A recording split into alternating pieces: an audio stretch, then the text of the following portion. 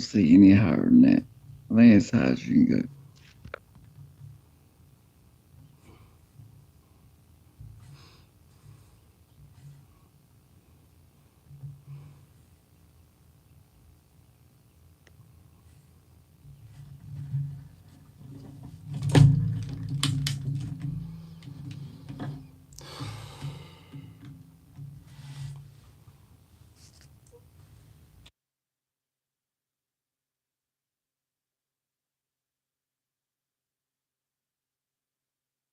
Man, what is going on?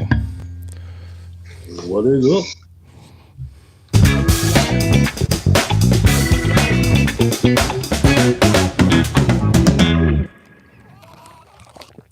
Brought to you by Visor. Just kidding. Oh, Just kidding.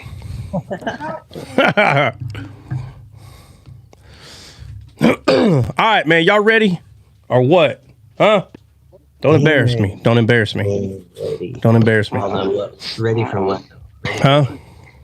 I said ready for what? I said we were born ready. So we Born ready. Nah, you weren't born ready.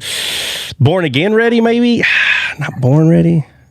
Yeah, obviously. Oh, okay. I only had one birth No, and that but what was born birth again, mean? so I don't know what you're talking about. Yeah. No, you can't deny the first birth because that's denying sin. Can't do that.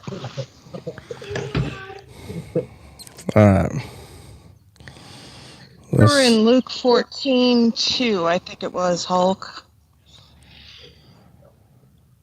Of what we're talking just now, or are you talking about yesterday? And today we're going to talk about horses. Yeah. Yeah. Y'all I don't know, hump. but I'm still stuck trying to what if you heard what we were reading about the common man before him. Where are y'all at? There's some. That was Luke 14. What verse was that, Jen? The certain is verse 2. Luke what? 14:2? Yeah. I'm sorry. Oh my God, Jen, sound like you're on your deathbed, bro. What's up? Yeah. It's terrible. What's wrong? My head. No, your head's not wrong. Something's wrong with your voice. You're like, Yeah. hey, My throat. as soon as you started talking, bro, it just reminded me of one of those horror films, bro. Like some lady comes out of the back like out of nowhere and she's like, roar! I'm like, God, what was that? That's why I'm not gonna talk today. Oh, well, you've been doing a lot of talking. I thought it was a dude talking earlier. No. She's like, guys, don't worry. I'm not going to do a lot of talking. I'm like, well, you sure are doing a lot of talking. Don't make me laugh. I'm gonna All right. Make her laugh and pass out. Lack of oxygen. All right. So Luke 14. All right, I'm just going to start at 1. Let's see. This is after, what is this after? Okay. Yeah. So it says, and it came to pass as he went into the house of one of the chief Pharisees to eat bread on the Sabbath day, that they watched him. And behold, there was a certain man from him which had the dropsy. Did y'all look up the dropsy? Looked it up and tried to diagnose. Okay, what does it say? In the Amplified, I looked in both King James and Amplified. The Amplified said extreme swelling, but the King James version said dropsicle. Yeah, no, I'm saying, did y'all look up the Greek word for it, for dropsy? Yeah. Okay, so what did it say? I'm asking. It just said dropsy and dropsicle, but it is a derivative from a word that means something watery. Yeah, I remember going over this. Yeah. Good morning, everybody. Morning. Yeah, no, obviously the dropsy is going to be a form of some kind of like fluid issue. You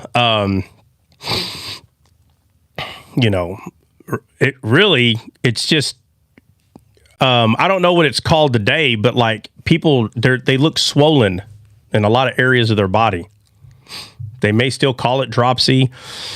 I don't know, but it's just saying the person has had a lot of fluid, a lot of extra fluid in their body. They're swollen.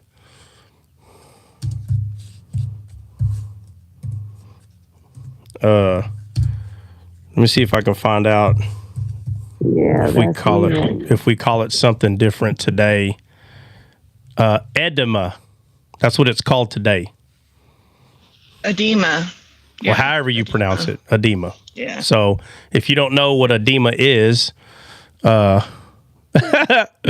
man, who said that?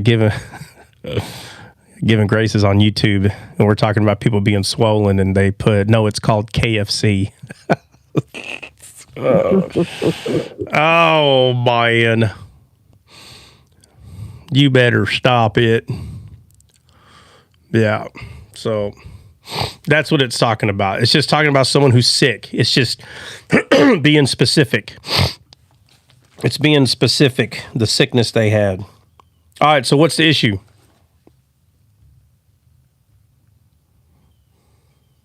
Huh? Anybody? What was it? I didn't understand that, what it was. Oh, okay. So now that we know what it is, now what? Where's my pen? Hey, now that they're still asking, what is it? Who's asking that? Who? Oh, I was like, I don't think anybody's still asking that. The Israelites. The Israelites. Yeah, what is it? What is it? That's what they said about Jesus. Who's got an echo? CJ, that's you. Yeah. It's like, it's not me. I got a kid. He opens his camera. He's pulling half of his hair is missing. all just from one of the sides, either all the right or all the left hair. It's going straight down the middle. Oh, okay.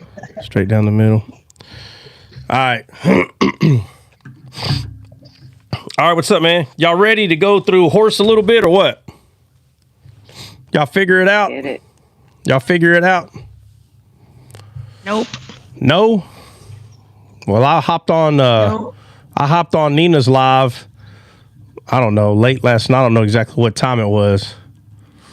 And I didn't hear y'all talking about horses. I don't know what y'all were talking about when I came up there, but Got a little soundtrack, bro. Yeah, that depends on when you came up. It was, I don't know. Look at CJ trying to defend himself. Probably I was 9. there. It was probably 9, somewhere around there. I don't know the exact. It was later. All right. Man, why do I keep... Yo, is Bill trying to talk right now? I don't know. Ask him. I thought I heard some small voice. Bill, what'd you say? I said, I used to love to play horse in the basketball court. Oh, man, I love playing horse, too. Wear Dre out. Wear him out.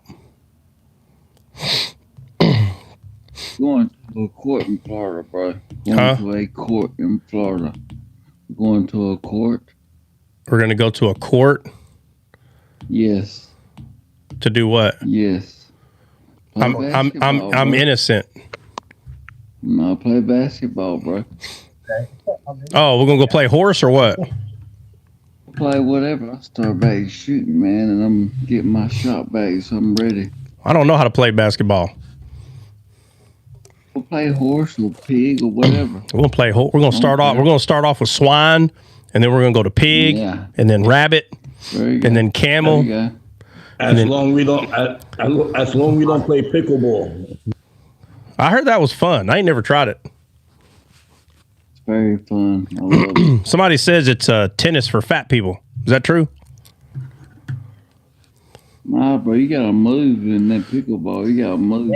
Well, I ain't never played it. I ain't never played. I don't even know what it looks like. I don't even know what a pickleball looks like, to be honest with you. Gigantic table tennis. Oh, so ping pong. So it's like ping pong. Yep. Oh, that sounds even more fun. So the ball's like a ping pong ball? Like when you hit it, it snaps like pa, pa. Huh. Yeah. Like a wiffle ball, hard wiffle ball. Oh, a hard wiffle ball. That does sound kind of... So what does the paddle look like? It's just like a ping pong paddle? Yeah, a little stronger, a little larger. Thicker, bigger. You get spanked by in school. That's kind of paddle is like. Oh. Anyway. So it's a SWAT paddle. Y'all go get some SWATs today. Oh man. All right. Let me see. Is Benny ain't here? Oh man, he's the one that asked the question. He ain't even here. He's in the chat. Oh, he's here? Okay, he's probably working. Where's Jay White? She ain't in here? Oh, somebody requesting. Hold on. I want to make sure. Oh, there he is. Coming in and you beat me if I'm in here. He was like, beam me up, Scotty. I changed my picture. I am here. Change. Y'all. I went back to sleep. Went back to sleep? God, no. All right. So what did we find out about horses?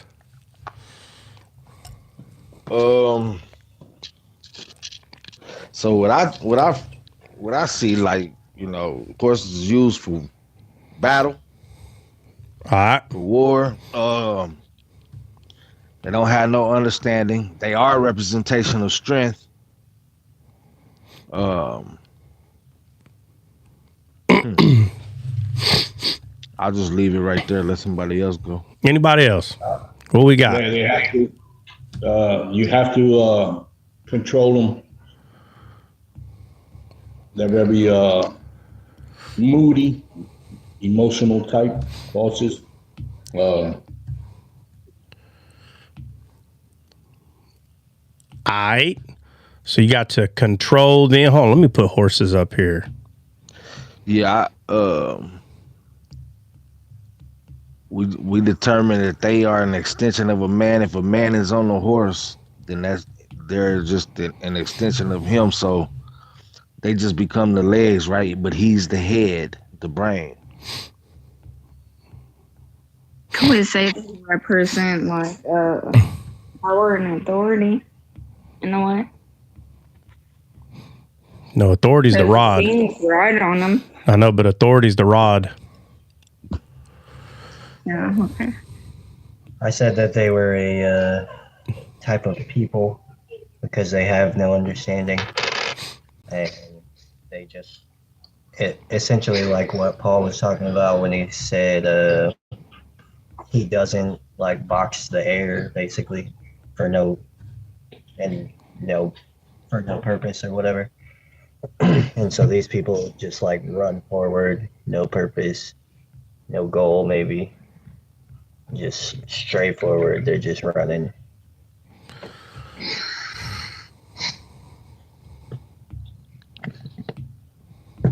All right, what else?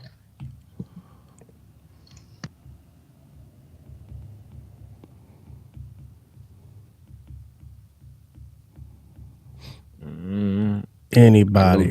I know Job says in his neck is thunder. Yeah. That's what it says. That's what it says. We control. He says somebody's nostrils too, but my recollection is off. Yeah. So there's a lot of descriptions. Do what? Horse by his mouth. We control the horse by his mouth. The bit in his mouth. Well, that's the kind of thing, but we do that.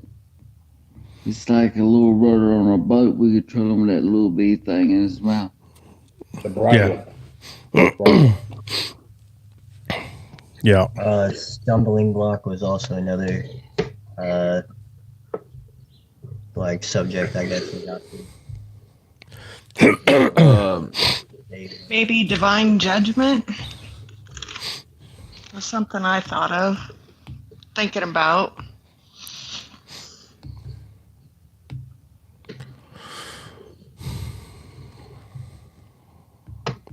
They normally just go straight forward too. Move forward. Do what? The symbolism of the white horse is often interpreted as a symbol of victory and purity. You reading something? She's like, yeah, you got a problem with it? Right. Thank you. It's my Bible.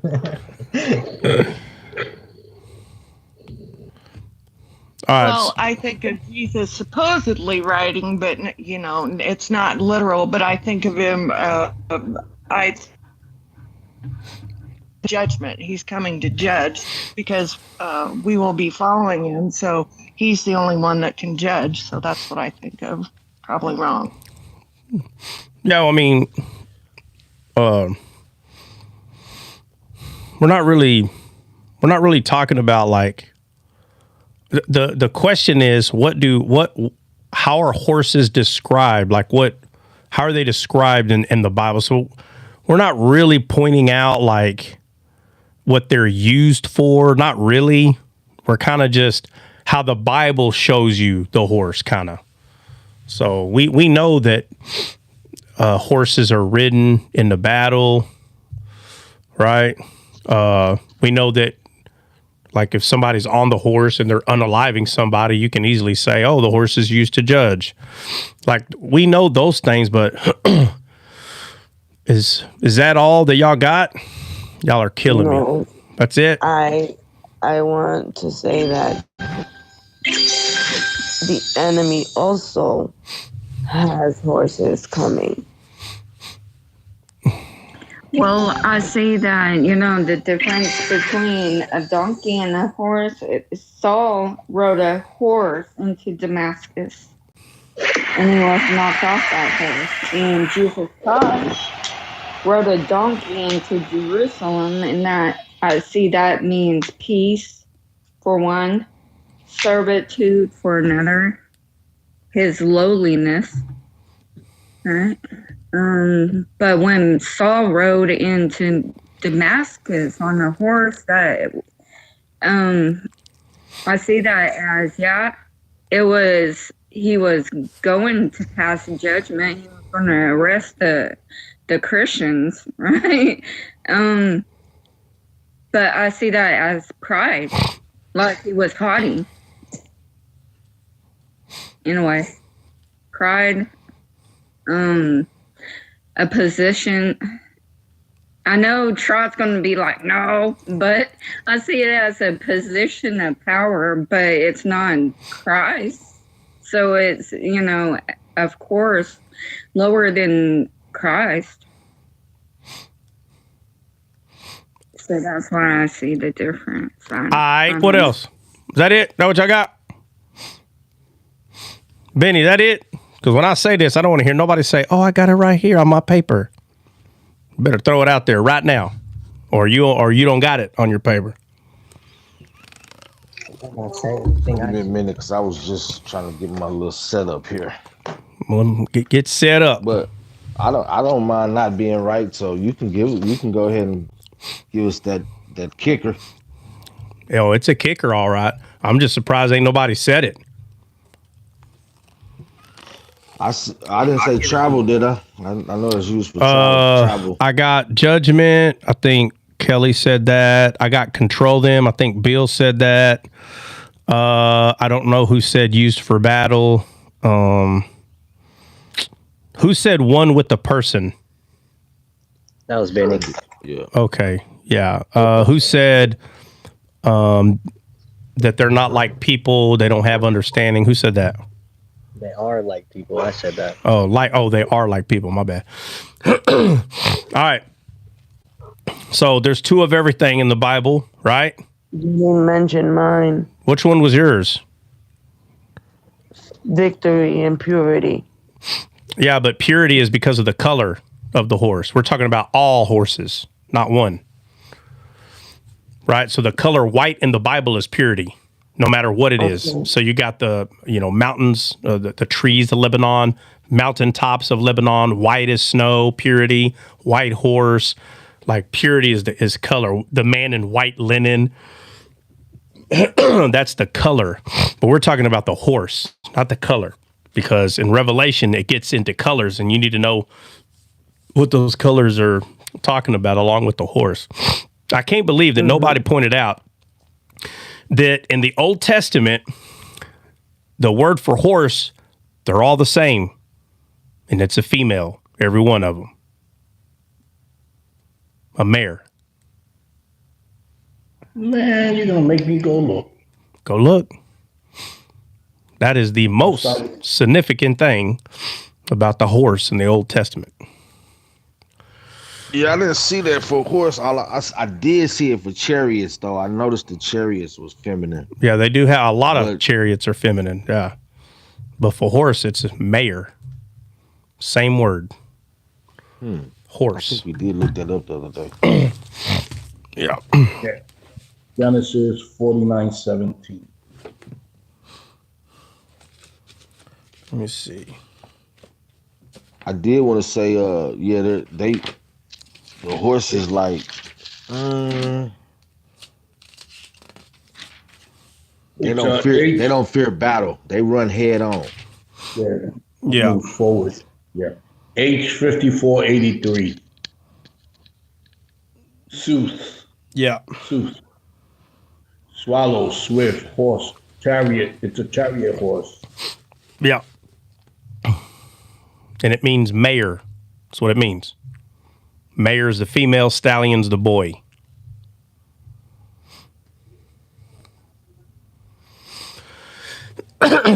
All righty. That should have literally flipped and twisted everything you had going on. Yeah, you just messed me up. I can't see the mare. Oh, well, that's what it means. That number you gave, it means mare. Yeah. Okay. Yeah. All right. So, y'all just want me to just say it, or no? Or do y'all know? I kind of want to go search it out. Search what out? Like different scriptures that pertain to a female horse. All of them do. Jordan has a couple questions. He's asking if that's true for all the horse examples in the Old Testament. What about in Isaiah 31:3? Are the horses of flesh, not female?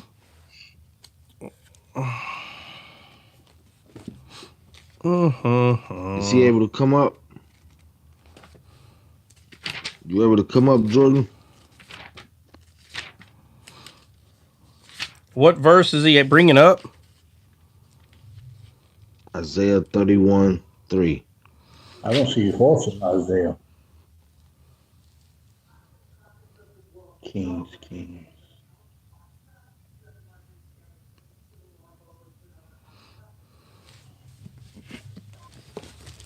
Which one was that? 31:1 or 31:3? 3. Thank you. If he wants to come up, drop me. I'll come back.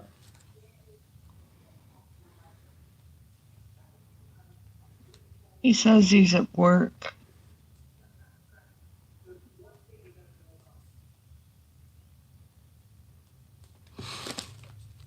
Somebody read it, what he's talking about.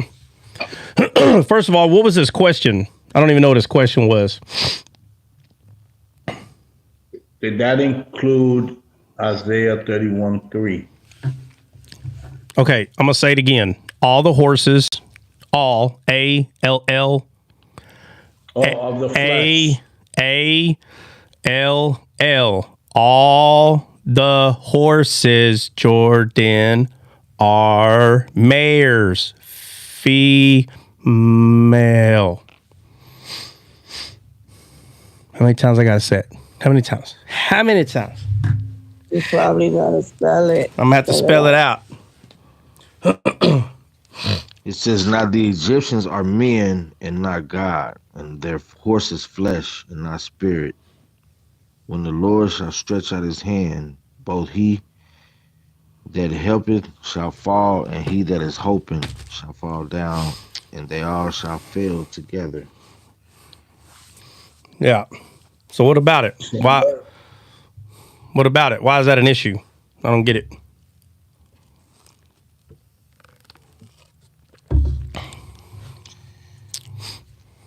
If you saying it's feminine, but I'm like, okay, well, it's two females in the Bible. There right? you go. You got wisdom. There and you got go. The foolish woman. Right. Yes.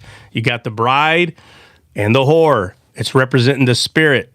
That's what the horse is representing. The spirit of the man, guys.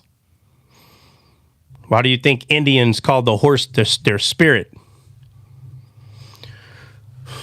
And I'm not even Indian. You are today. I guess so. I guess we all are today. That's why they're emotional horse. They get in their belly a lot. Well, yeah, but because they're two spirits, there's two kinds of bellies. It's representing the spirit of a man. That's what it's representing. Right? So when y'all said they're used for battle, they are. When y'all said they become one with the person, they do. When you say you have to control the bit, you do, because you're the one that has dominion over it. Right? When Kelly said, well, I see them as judgment, they are. And it says they're like people. And there's a verse in the Psalms, it says, talking about the horse and the donkey, it says they have no understanding.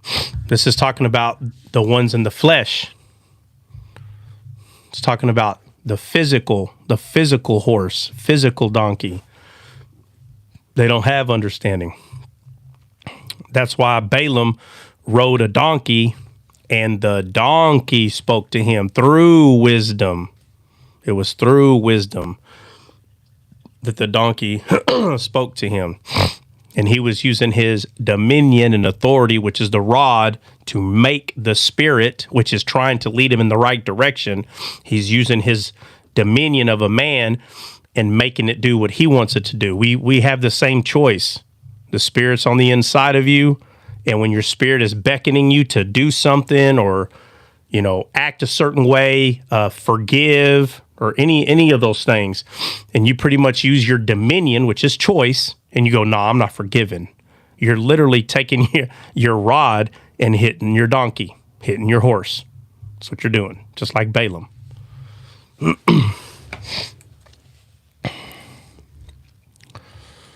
Was that Psalms 20? I don't remember exactly where it's at. It's the one that says some trust in chariots and some in horses, but we will remember the name of the Lord our God. What did I say to make you bring that verse up? You mentioned Psalms, and you mentioned about them being two. No, I said there's a verse in the flesh. I said there's a verse in the Psalms, and it says that it's telling us not to be as the horse and the donkey because they have no understanding. The verse that you read, does it say that? No. Yeah, that's probably not it then. It's going to say, it's showing the two. It's showing two here. That's why I thought. Yeah, no, but it's going to say, the one I'm talking about says no understanding. It's going to say those words exactly. But I don't remember exactly where it's at, to be honest. So, did you want me to get it, or you need somebody to find it? Yeah, y'all can find it if you want to. I got it. Bill just wanted to look it up. Yeah, I got it. Which Psalms 32. Psalms 32:9. Be ye not as the horse or as the mule, which have no understanding, whose mouth must be held in with bit and bridle, lest they come near unto thee. Yeah, that's talking about a dead spirit. That's talking about a man that has a dead spirit and he has no understanding. Now, is it also talking about a horse in this world? Yes. I don't understand how it kills me that people read the Bible. They read it all the time and they memorize the black letters on a white page, But for some reason, they can't see past that. It's wild. But remember, God gave different types of people to the body. So whenever someone is telling you, like, they'll say like mysteries, they'll say, it's a bunch of words they use. I think Dre's buddy,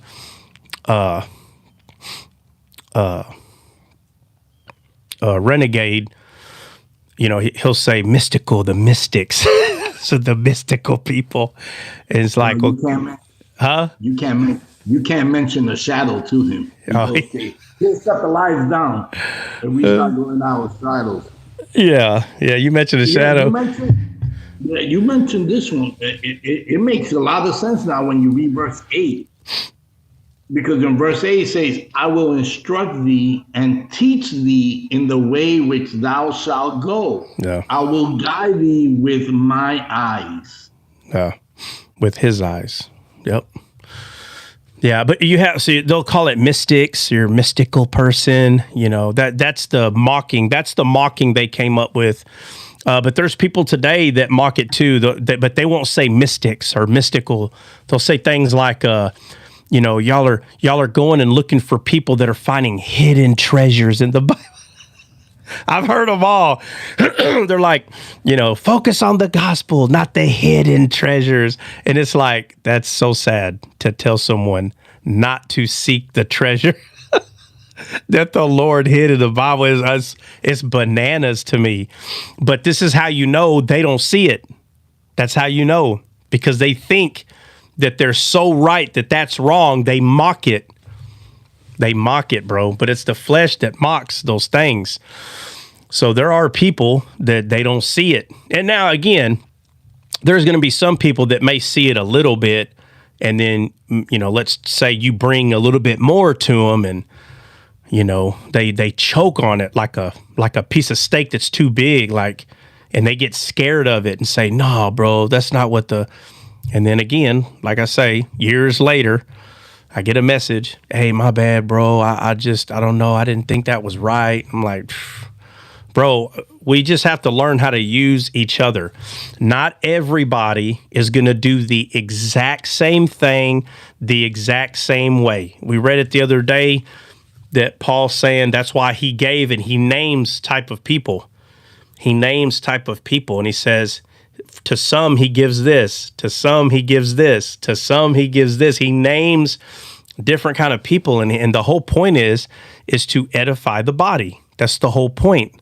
So there are people that, there's a lot going on in their physical world. They don't have 10, 15 hours a day to just dig in. They don't have that kind of time, but somebody does. Somebody does, and God's going to use who has that time, not downing the person that don't. Bro, if you're married, got kids, come on. If you went diving into the Bible 10, 15 hours a day, and you can just tell this is going to take years, at least 2 or 3 for sure. You're telling, so what? So you shouldn't hang out with your wife and kids. So you should wake up. Your wife should bring you breakfast in your little room, and you sit there and study for 10, 15 hours. She brings you lunch, and then when everybody's in bed, you're still up. So you're supposed to do that for 3 years? That's not a good spouse. You're going to wake up, and your wife and kids are going to be gone. So you're honoring God by taking care of your family. But what you can do for at least an hour a day, for God's sakes, maybe 2. I don't know what's all going on, but you can at least learn the black letters on a white page. You can at least preach the gospel to the lost, for God's sakes. You can at least do that. You can go evangelize, okay? But to understand these things, it requires a lot of time. And people who have not put in all that time easily can mock these kind of things, okay? But their job is to plant the seed, and they don't realize that. This is the problem in the church. I'm talking about the entirety, the church, all of us as a people, we're still not getting it. We think everybody is just a seed planter. No, there are some that are just waterers. That's all they're going to do. They're going to water the seeds. There are some that are going to plant seeds and water. There are some that are just going to plant seeds. But the watering is to continue to grow, the maturing phase. It's kind of like someone that teaches kindergarten. They don't teach seniors in high school. They teach kindergartners. But after they teach kindergarten, those kids go to first grade. So the kindergarten and the first grade are kind of planting the seed of like behavioral, behavioral like things. Focusing on the teacher because it's nothing hard, but for that age, it's a little hard, but kids really don't start getting into some math. I think is it first or second grade? Second grade, I think, is when you really start getting into it or whatever. And then once they get to like fourth or fifth grade, now them next teachers after that are watering that because math as a seed has already been planted. So now you get to fourth grade, fifth grade, they're watering that. But have you ever seen a fifth grader teacher? Listen, let me start over. Have you ever seen a kindergarten teacher go to a fifth grade teacher and tell the fifth grade teacher, hey, you're teaching them wrong? Has anybody ever even heard of that? That you're teaching them wrong? See, the reason that person wasn't able to mature them further is because they don't have the understanding. That's why they can't do it. They can't. If they studied more and studied long enough, would they be able to? Yes. Nobody is like, God is not a respecter of persons. He doesn't on purpose say, well, I like this one better, so I'm going to give them more understanding. No. It's whatever time that you can give him that he can teach you, whatever time that you give him. So if all you're giving him is the very basic fundamentals of the gospel, first of all, the gospel is perfect. The gospel is, it's easy, the understanding of it. There's not all these requirements. But that seed of that truth has to be shared to somebody. That truth has to be shared. Once that truth is shared, that you may never see that person again. You may have known them for a year at a job or something, but you may never see them again.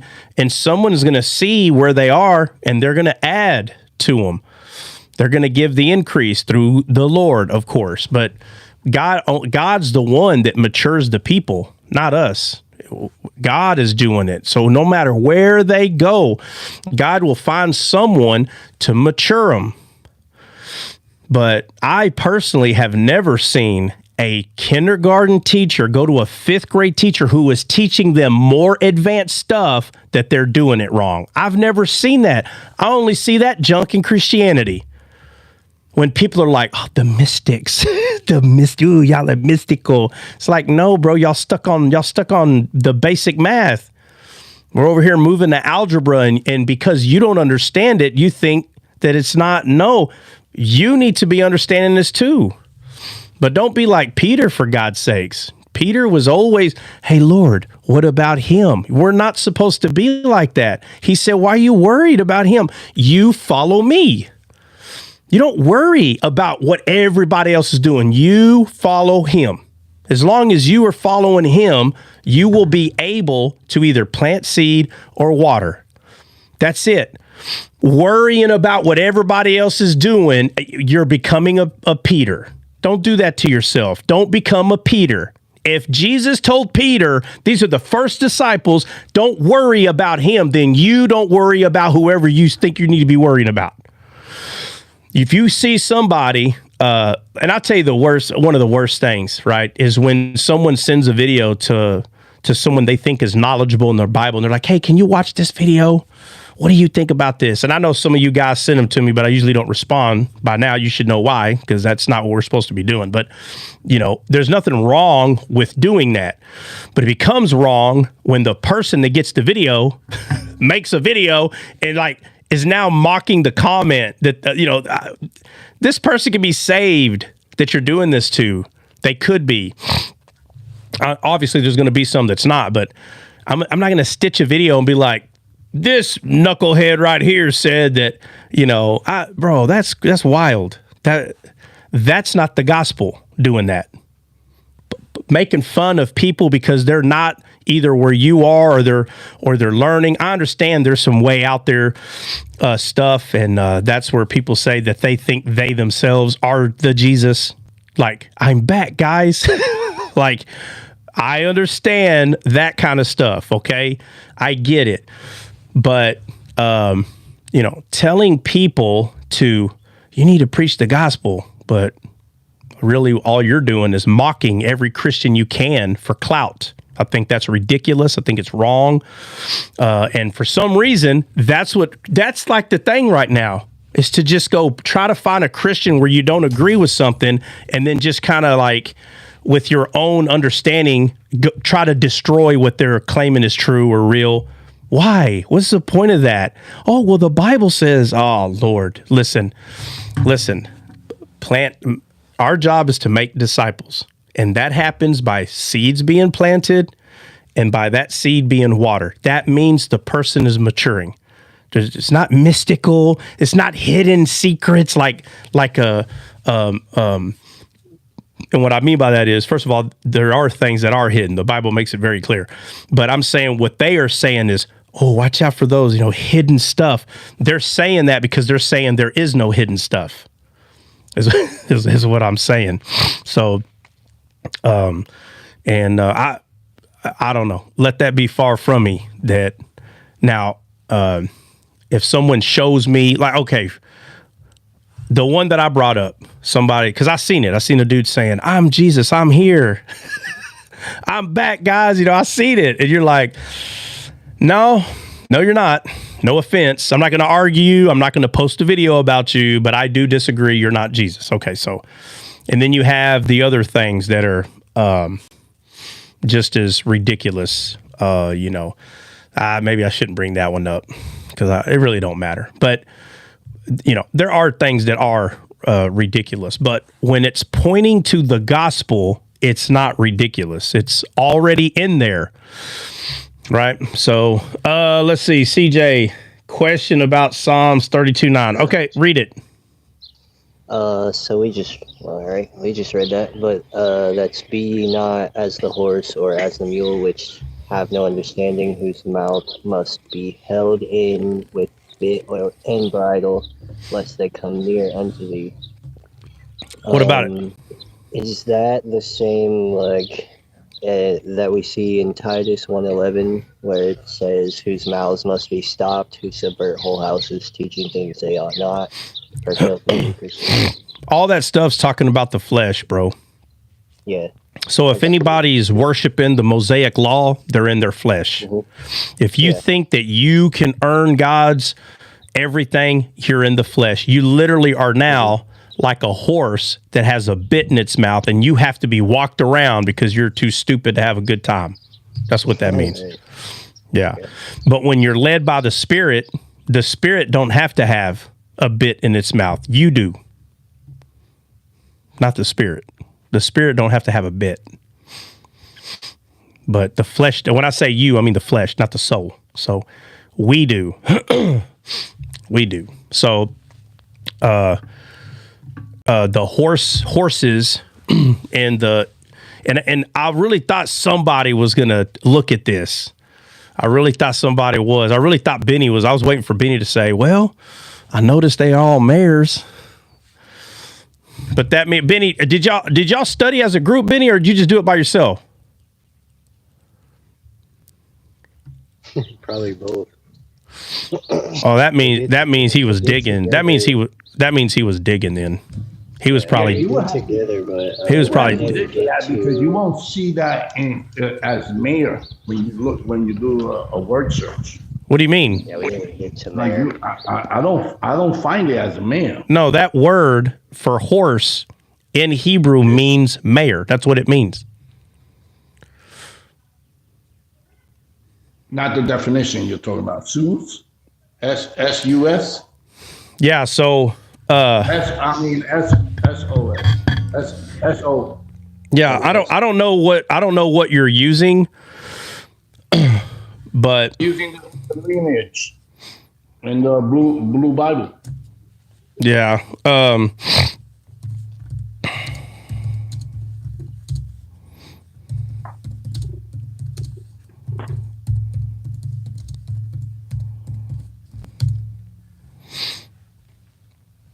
Let me see. How do you spell it? You're right. It's the same word in the Old Testament. Yeah, it It's the is. same. Yeah. Hold Yeah. on. Yeah, Just look. so the word spell it for me in English. You know how they kind of put it there to pronunciate? Yeah. Hold on. Let me go back.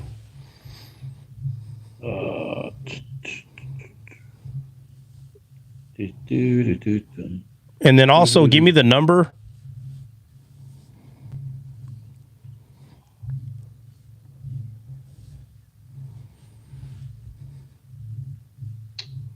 Hold on. I don't know why it threw me off.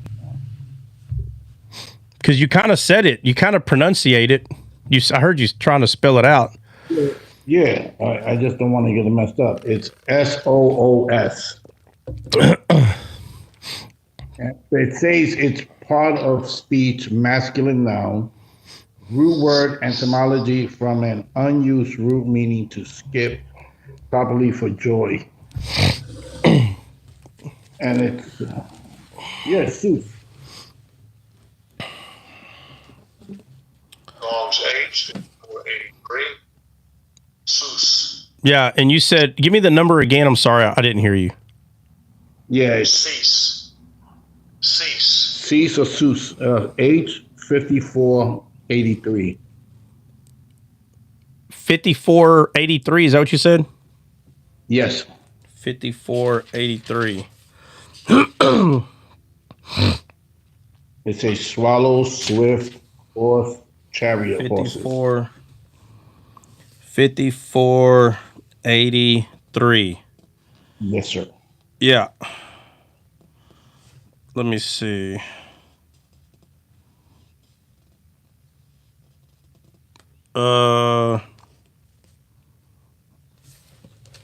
Hold on. That's why it was throwing me off. I'm like, maybe I'm looking it wrong. I'm seeing it wrong.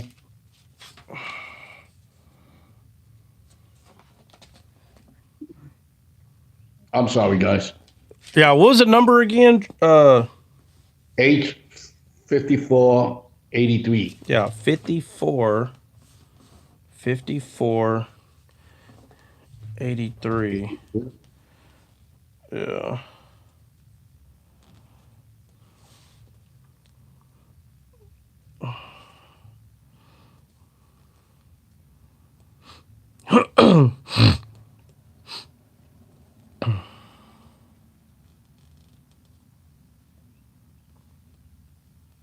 Yeah, I see 5484 as feminine. 5484. But it Right, it does say of 5483. Yeah, Oh, that's Mare. why. Okay, Yeah. it's 5484 is the mayor. Yeah. Right. Yeah, but it's of 5483. A mare or a company of horses. 4. Susan. Oh, it's Susa. Susan. The mayor is in Susa. Okay. Thank you, Nina. No problem. I couldn't find it yesterday. I was going crazy with this.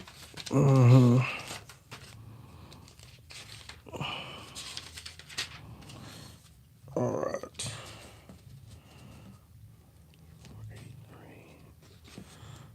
Let me see.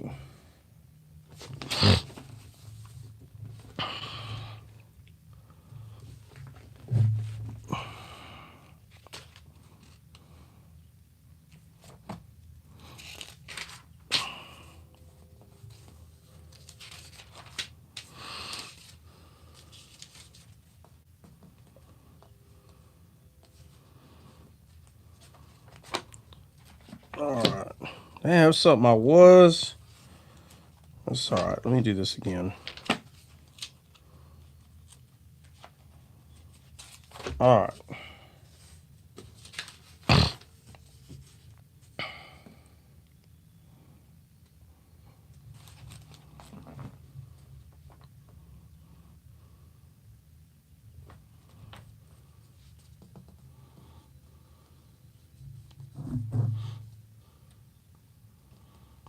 right. So what's the conclusion on that? Bill? I'm sorry, I was looking for something while we were doing that too. Well, in the masculine, it's 5483, and then 5484 is the mayor. It's in the feminine, which means Susa. It's a different pronunciation. Yeah. So, let me see if I can show you. 6. I gotta get this morning. I gifted myself to my daughter-in-law. I've been using the laptop since. All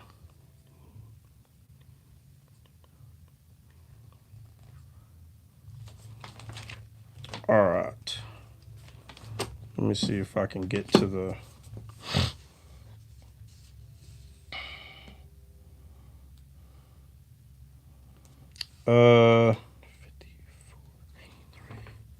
All right. So 54. From 54 to 83. Let me go to.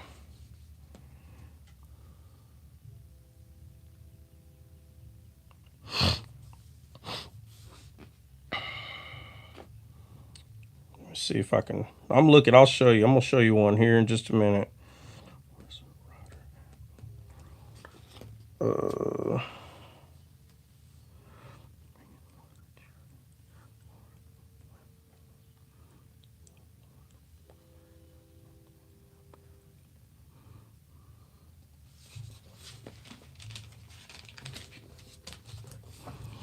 Oh, y'all gonna make me go around the world.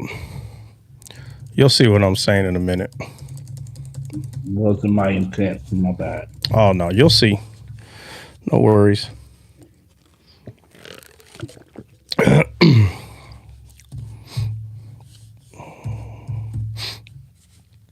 Like I know it's the word 5483. You was right on that. It's all the same word. Yeah, you'll see. Watch. I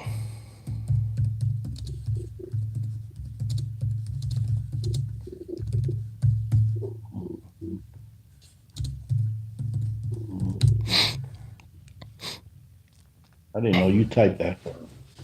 I used to type pretty fast.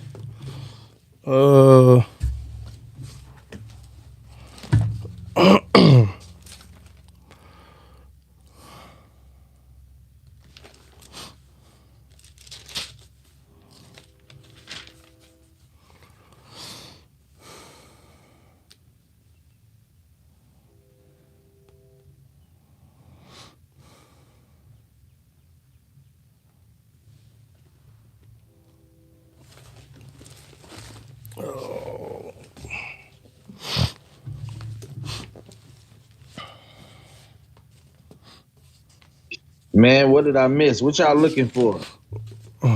And I'm gonna have to. I gotta correct all y'all again. That's what I'm looking for. I just messed it all up. No, you didn't mess it. It's just making me show you. You'll see. Don't worry. You and Benny. Yeah, Benny, we see H 5483 says horse. We couldn't find where it says mayor. And Nina found it because she went to 5484, which is Susa, which is the mayor part. So, yeah, I thought it was only one female. That's what I was saying. I thought it was only one female, but right, because the other one's masculine, and I couldn't get what he was trying to say, and it was throwing me off when I'm looking for it. right. And I just It really don't change nothing. It still makes sense because you got the male donkeys and you got the female. Yeah, but context matters. So just Just give me a second. I'm gonna show you. Have no fear. The male would be the flesh. The female would be either the wisdom or the Right, showing the wisdom. So depending on the whore. right, but then we will have to go on verse or wherever it says horse and read it in context to see if it's the wisdom or is it the whore or the belly. Chad, are you trying to show us the comparison with the H6571? No, with just the seed? No, just hold up. Okay. Hold up. Oh,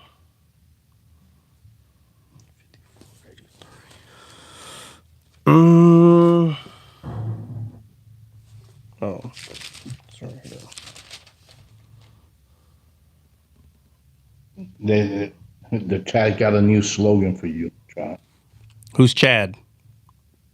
No, the chat has a new for you.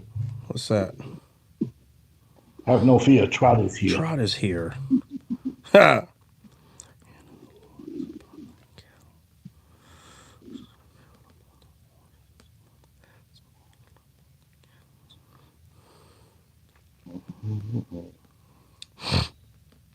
We could always leave for Monday. We want to just continue.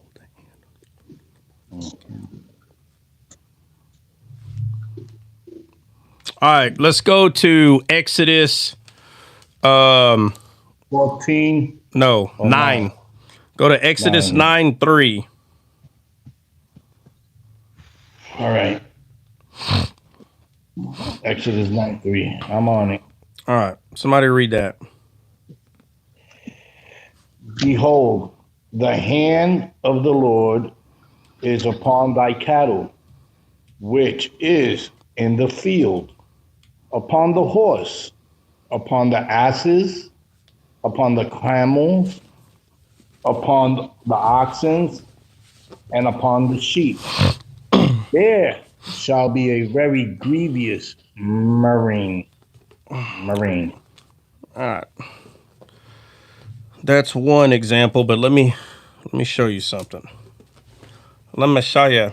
So when you get people who think they're Hebrew scholars because they don't understand context, they just see the word and say, "Oh, well, the word's actually a male right here, or it's actually this right here." And you take them in context to show them how animals are used in the Bible.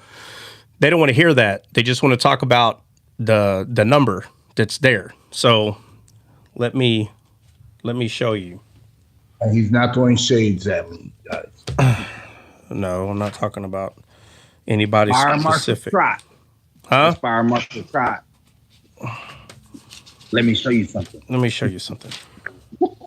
That Fire Marshal Trot. That's what I thought about when you was talking about CJ's hair. Fire Marshal was a goofball. Boy, he had that. I saw that comment earlier. What? Oh, yeah, dude. What I do? What are they? I said, what I do? What did I do?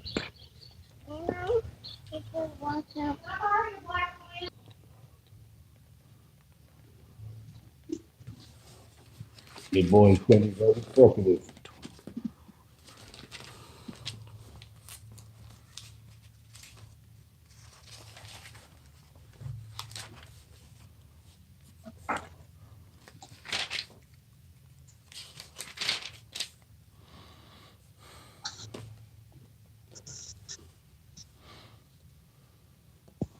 What? Hold on.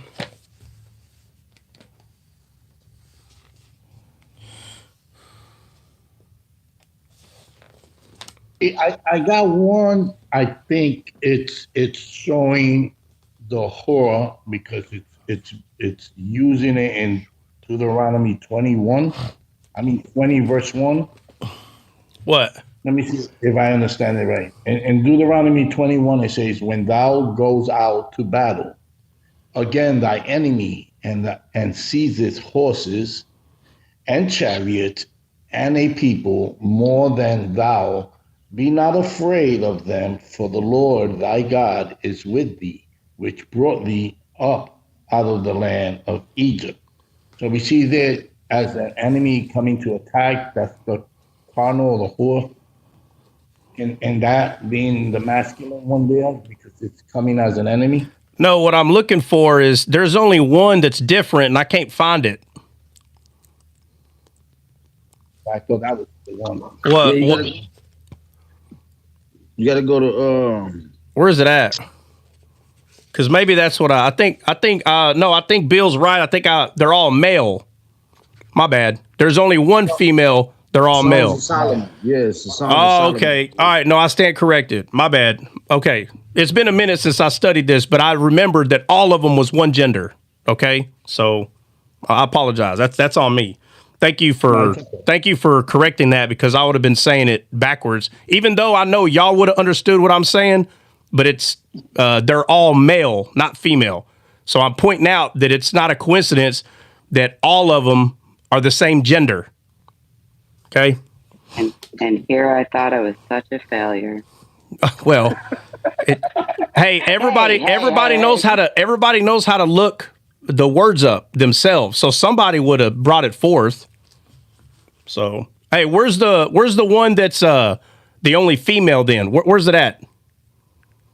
Songs of Solomon 1:9. Chapter 1, verse 9. Songs of Solomon.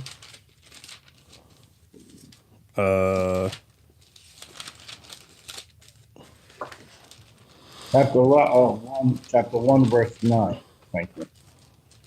Thank you for putting it in the chat.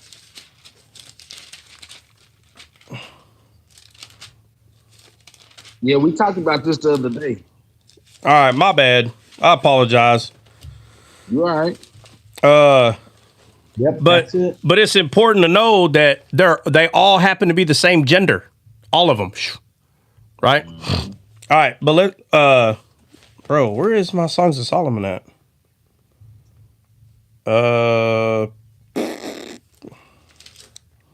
It should be. Oh no, I know. Yeah, vanity. No, I know. Yeah, I know what I did. All right, what'd you say? Song of Solomon, what? 1:9. 1:9. I have compared thee, O my love, to Okay, so yeah, that's it. All right, yeah, my bad. That's what I was looking for. So, company of horses is the only female, not the only male. I had it backwards. Okay, so I probably should have studied this last night to remind myself what was what, but we're on track. All right. So, yeah, matter of fact, let's go to Solomon, Songs of Solomon 1:9, and look at the one time that we see the horse being described as a female. Who's going to read it? I got you. You want to read it 1 through 9? Yeah. Yeah.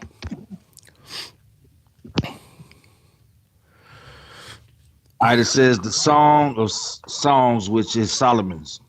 Let him kiss me with the kisses of his mouth, for thy love is better than wine. Because of the savor of thy good ointments, thy name is as ointment poured forth. Therefore do the virgins love thee. Draw me, we will run after thee. The king hath brought me into his chambers. We will be glad and rejoice in thee. We will remember thy love more than wine. The upright love thee. I am black but comely, O ye daughters of Jerusalem, as the tents of Kedar, as the curtains of Solomon. The black Hebrew Israelites. See, I'm black, they say. Mm-hmm. They use this all the time. Oh, I know. I've heard it. All right, Verse 6. Keep going. Look not upon me, because I am black, because the sun hath looked upon me. My mother's children were angry with me. They made me the keeper of the vineyards, but my own vineyard have I not kept. Tell me, O thou whom my soul loveth, where thou feedest, where thou makest thy flock to rest at noon. For why should I be as one that turneth aside by the flocks of thy companions? If thou know not, O thou fairest among women, go thy way forth by the footsteps of the flock, and feed thy kids beside the shepherd's tents. I have compared thee, O my love, to a company of horses in Pharaoh's chariots. Thy cheeks are comely with rows of jewels, thy neck with chains of gold. We will make thee borders of gold with studs of silver. You want me to stop there? Yeah. Yeah, but it says company of horses, and it's talking about, I mean, hold on, it's using the word company, right? Yeah. Yeah, and it's just funny. It's talking about more than one horse, but like when you study it in Hebrew, it's talking about like the favorite horse, or I think it's favorite horse, precious horse, or favorite horse. But it's funny that this one right here, it just so happens to be in the Song of Solomon, which we know Solomon prayed for wisdom, and he got it. And out of all the times that horse is used, it's the only time the female is being presented here. Okay, so so all the horses and we're not just talking the word horse, we're talking horses, like both. They're all male, every one of them. Matter of fact, that's the number one important thing, is to see that all of them but the one in Songs of Solomon, they're all males, which should be clear, because I'm looking for a certain verse, but I don't want to give it away, because if I ask someone to help me, it's going to give it away. So that's actually what I've been looking for. I should have went over this yesterday, but it's been a minute since I went over like each individual animal, but it's all right. We're gonna get there though. I'm confused Well, it's because you're sick. because you said all the horses were females, and now you're saying that they're males. So what are you confused about? You said they were females. And then I said, no, they're all males. Why? What do you mean, why?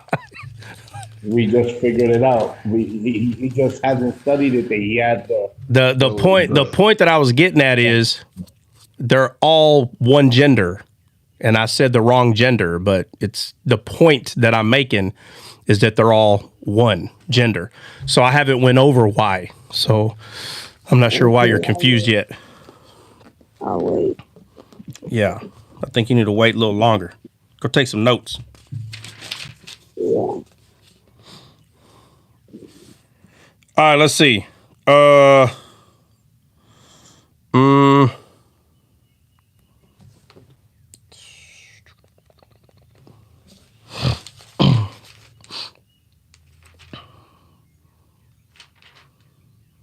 It's still referring to the spirit of man.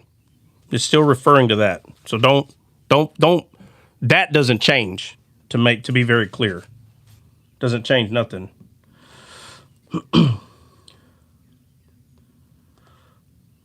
Just a real quick question, Troy. What? Like this. Okay, so I know that female in the Bible, it usually represents like wisdom, right? Yeah, which is what? Which is the spirit. It's an attribute of the spirit, right? Yeah. Spirit of wisdom. Okay. So, like I see, it doesn't matter if it's male or female per se, because if you're in Christ, you're either got the wisdom of Christ. If you're carnal or man, you don't. So it doesn't really matter. Like the way I'm saying it doesn't really matter. Am I missing something? Because I'm kind of with Jen. I'm kind of confused. Well, I don't even know what you're confused about, because you're not really relaying a clear message. I don't understand what you're saying. What are you confused about? Okay, so like before I was picturing, okay, well, if it's female, then it's an attribute of Christ. if it's talking about someone like in the covenant, right? Because we were reading one of the scriptures, I think it was in Second Kings, that it was a plot to capture Elisha, and we saw that the chariots had victory. So that would represent the wisdom of Christ. Okay, now you're talking about. Hold on. Well, remember, I said it's. Well, hold on. chariots Let me say something real quick, because we're talking about horses, and you're talking about chariots. I can see why you're confused. We're not talking about chariots right now. Okay. Sorry. Yeah, we're talking about horses. So this whole time I'm looking for the one that's different. And maybe I was going so fast I couldn't find it, but it was in Song of Solomon. Because when Bill said, "Hey, they're all male," I was like, "No, I'm gonna show you. Watch. I'm looking for the one that's different." And I was like, "Oh, wait a minute, my bad. They're all male. And the one that stands alone is the female one."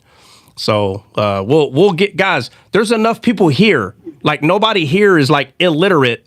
Like, everybody knows how to look up words, find out if it's male or female. You know, so if I say something backwards, obviously you need to be like, "Hey, I think you did that backwards." Like, if I'm talking about Noah and I say Moses built the ark, y'all are going to be like, "Hey, don't you mean Noah?" Like, nobody's going to do that for me, or what? I'm standing by myself. But now we let you just keep going, man. We already know. Oh, okay. Well, I mean, that's what I'm saying. Like, if you focus on like what I'm saying in each, like if we went to each individual story, you by now y'all know what I'm trying to say, but we'll be doing it in each individual story, and you'll see. So what was the verse? Oh man, now I got to go back and find that. What was the verse I brought up in Exodus? 9:3. Yeah, read it again, Bill. Behold, the hand of the Lord is upon thy cattle, which is in the field, upon the horses, upon the asses, upon the camels, upon the oxen, and upon the sheep. All right, so right there, guys, it says the Lord's hand is upon these animals, right? Yeah. Okay.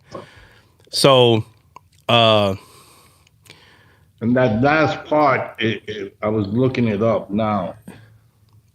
Right, but I'm saying, even though those are male horses, God's hand is upon them and their animals based on grace, not based on anything else. Yeah, and you know what's funny? Because that's that word murmuring. Murmuring. It's murmuring.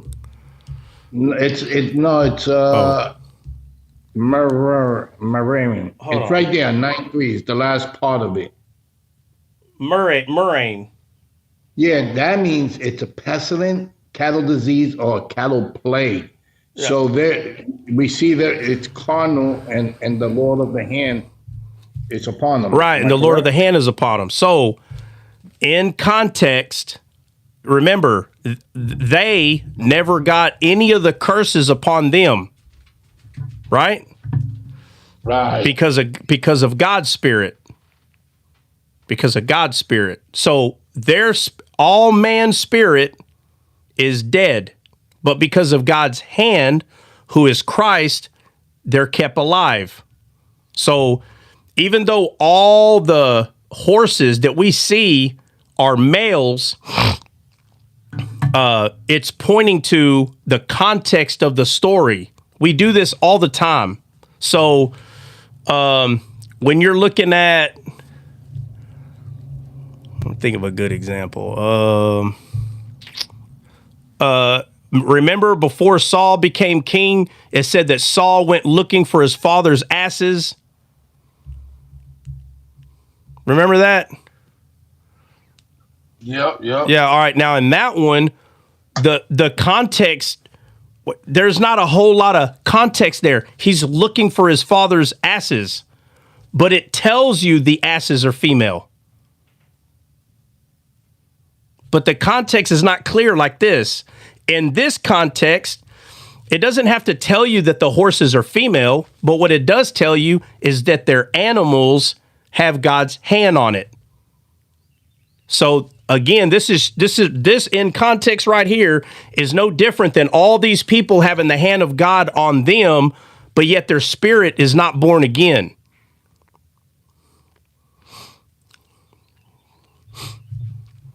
So in context, you can see. Man, I don't know why he's reminding me of having God when he put the mark on Cain. Yeah, exactly. So Cain, his spirit's not born again, but the mark that was put on him puts him in the context of being under the hand of God. So he himself may not be right with God, but in context with the rest of the Bible, when you go look at the certain marks, he has that same mark put on him. So it's let me see. So the context plays key. I say this all the time. It's not just the word, it's context and the word. They both play a part. They both do. And then sometimes the context may not be clear, but the word that's there will show you what it's doing. Like when Saul is looking for his father's asses, well, if it would have said male asses, just based on the Bible, I wouldn't really know where to go from there. He's looking for his father's male asses, but in the Bible, when you look at when God is making a very specific animal female, the context may not seem right, but that word is what's making it right. That word is. So the fact that he's looking for female asses, now we know he's looking for wisdom, and he found it. Now we know. So it's not something easily seen at first. And, and I'm not talking about Bill, but there are people that they think they're Hebrew scholars. And when they hear someone like me explaining this, they're like, well, yeah, but it's a male. Like, yeah, bro, but the hand of the Lord is on it. Just like our spirit is dead, but the hand of the Lord is on us. All right. I'm looking for one more thing. Just give me a second. I'm sorry it's taking a minute, but Bill had to bring me back because I did it backwards. Can't believe this. I can't believe this. So how much longer? Yeah, I know. Hold on. Not much. I'm narrowing it down. I just got a few more verses, and it's got to be one of these. How much longer? Let's not be here. All right, let's see. All right.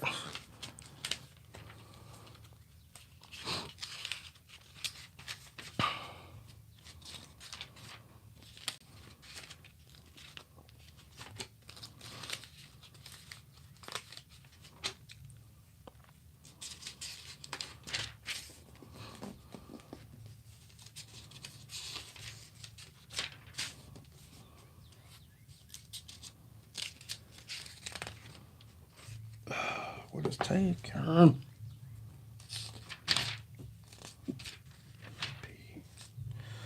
All right. I'm hoping this is it.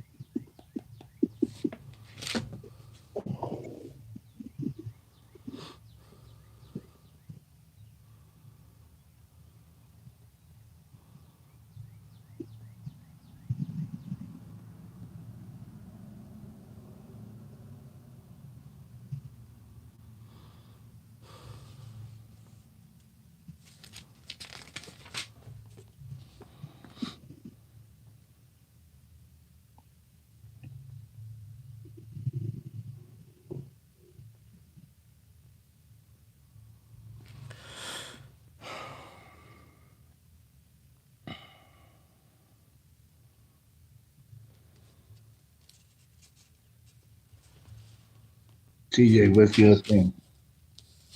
Do-do-do-do-do. All right. Well, let me ask y'all a question while I'm looking for this. I'll find it here pretty quick. So this is another thing to note. What books in the New Testament do you see the word horse? Ew.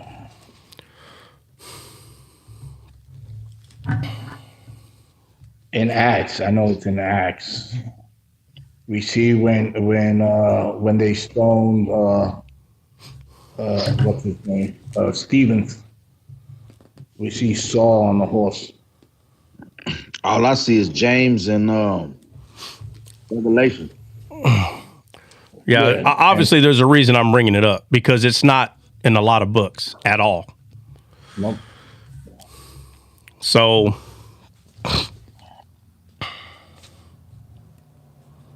most of it's in Revelations.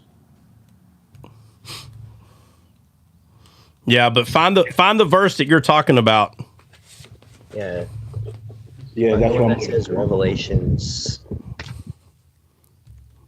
That's them Puerto Ricans. They put that S on Revelations. Revelations.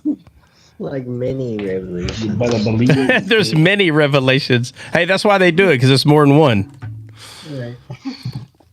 Let me see. Yeah, isn't that in James talking about the use of the bit? Yeah, that's James. Yeah. James 3:2. Yeah. Yeah, James and Revelation is where you're going to see the word horse a lot. Yeah, you're gonna see the word horses. Horses. Yeah. All right. Matter of fact, I think I found it. 3, 4, 5, 6, 7. 7 times you're gonna find it in once in James and 7 in Revelation. I gotta look for the one in Acts.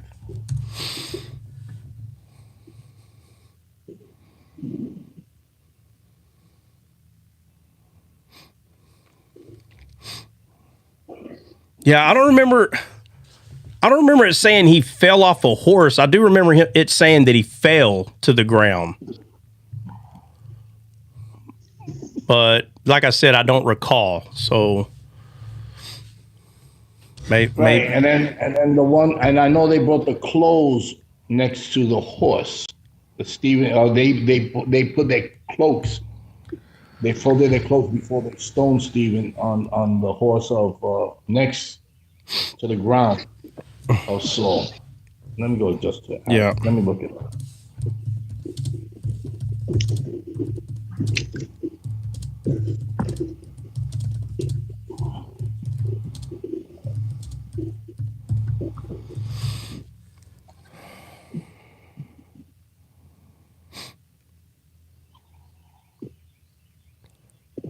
Well, I looked up horses. Yeah, I did. Horsemen. No.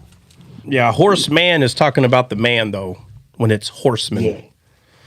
Yeah, but he would be connected to a horse. He's just not sitting in his house at the dinner table and he's calling them a horseman. Yeah. Yeah. Right, and then you see, right, then you have it in singular horse, and horses brings up a whole totally different.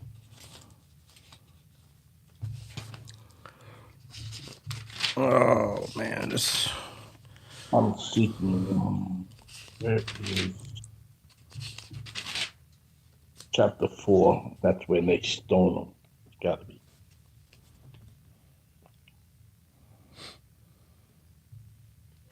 Yeah, that chapter is crazy. Yeah, Wow. so in Acts, it doesn't say he fell off the horse. It says he fell to the earth and heard a voice. No, I'm looking at the one Stephen. No, when they stone Stephen. Yeah, I think it just says he threw the To the feet. to the feet. Yeah, exactly. to the feet, I think. Oh, okay. Yeah. Okay. It's all right. We're going to get there. We're going to get there. And the one Nina's talking about that when he's riding to Damascus. Yeah, I was saying that because Trout just said he doesn't remember him falling off the horse. Yeah. But he did fall to the ground. I remember that. Right. The movies will show him falling off the horse. The movie? The movies I don't watch depict it. Yeah. I know they made some pretty good movies, though. I need to go watch some of them because I haven't seen, like, none of them. And I heard the show Chosen was okay.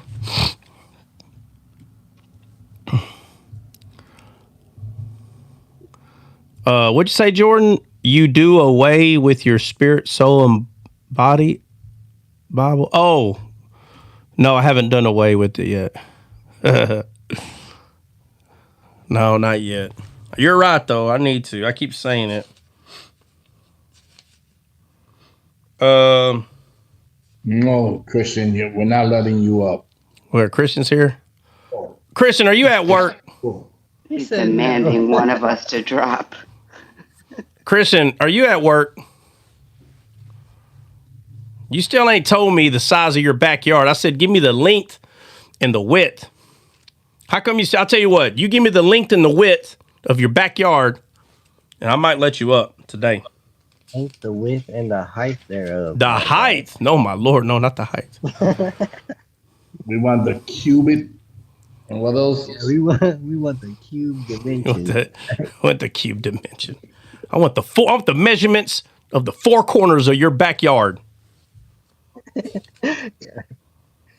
North, south, east, west. Yeah. There. Man, what was I doing? Oh. You're looking for in the New Testament. No, I'm not in the New Testament. I'm looking for something though. See, it's my fault, man. I should have studied yesterday.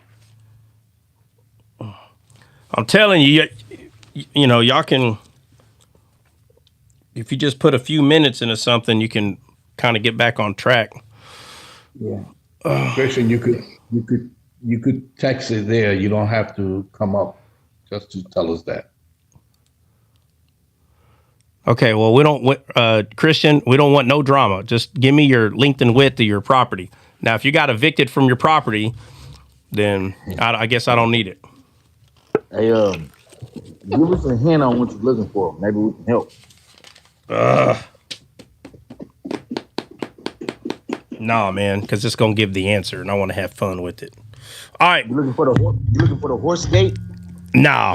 All right, so all the horses, the word horse, horses, they're all male except for one, right? There's one of them that's not. It's female. Clearly, you should be able to see why. When you study that in Hebrew, it's going to be talking about, I don't know if it's the word favorite or special. I don't think it's secret. Boy, that'd be too fun if it was. But it talks about that horse, and it says, like, you know, you remind me of my favorite horse. And it's just funny that out of all the words for horses or horse, there's only one that the Bible uses to talk about. It's like, matter of fact, where is it at?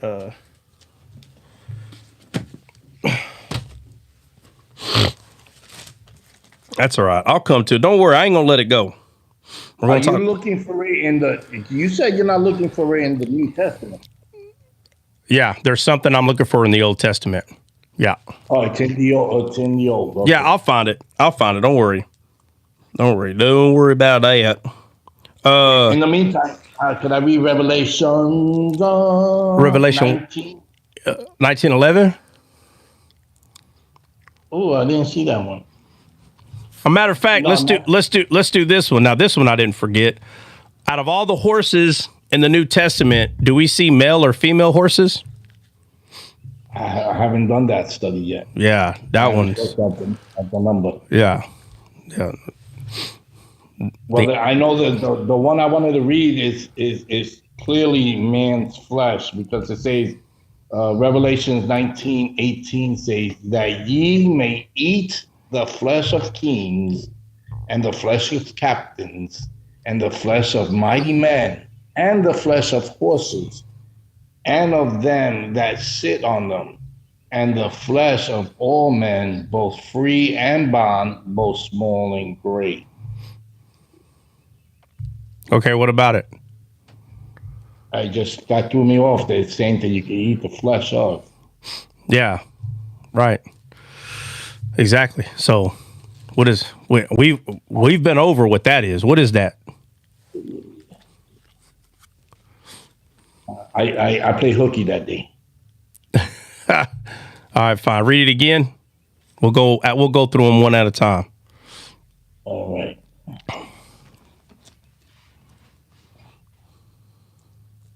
It says verse 18. I'll do a 17. Hold on, let me get there. I literally just dropped it. All right, where are you at? Revelation 19, 17 and 18. 18 is the focus. Revelation, what chapter? 19. 19. 19. All right, 19, and you're starting at 17 a 18. 17. Yes, 7, 10, 7, 17. All right. Oh, you're going to start at 18? No, the key is 18. I want to start at 17. All right, go ahead. Go ahead. And I saw an angel standing in the sun, and he cried with a loud voice, saying to all the fowls that fly in the midst of heaven, come and gather yourselves together unto the supper of the great God, that ye may eat the flesh of kings and the flesh of captains and the flesh of mighty men and the flesh of horses and of them that sit on them and the flesh of all men, both free and bond, both small and great. I might as well finish. Go ahead. Read all the way to 21. Okay. And I saw the beast and the kings of the earth and their armies gathered together to make war against him that sat on the horse and against his army. And the beast was taken, and with him the false prophet that wrought miracles before him, with which he deceived them that had received the mark of the beast, and them that worshipped his image. These both were cast alive into a lake of fire burning with brimstones. And the remnant which slain with the sword of him that sat upon the horse, which sword proceeded out of his mouth, and all the fowls were filled in the flesh. All right, so 18 down, are any of those righteous men? No. No, carnal man. Anybody else want to take a stab? On 18 down, are any of those righteous men? Anybody? I said no. I don't know who else spoke.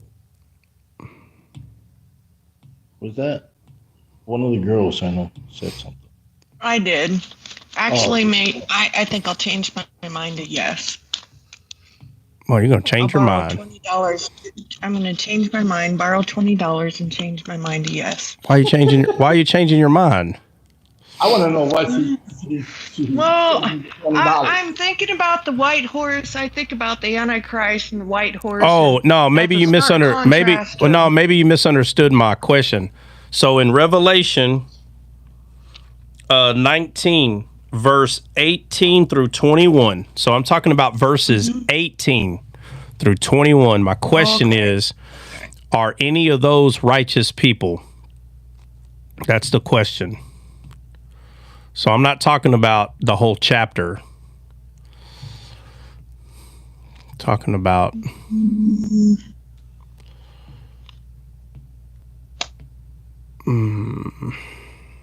Nobody else wants to take a stab at it? Yes, because it says free and bond. So free would be the righteous, wouldn't it? All right, so that means we got to read chapter 19 again. So I need some. What's up, Benny? What's up? I'm thinking about this. It says that they were all slain with the sword. That's right. That's a good thing. All right, so look. Look what it says. Look what it says right here. Look right.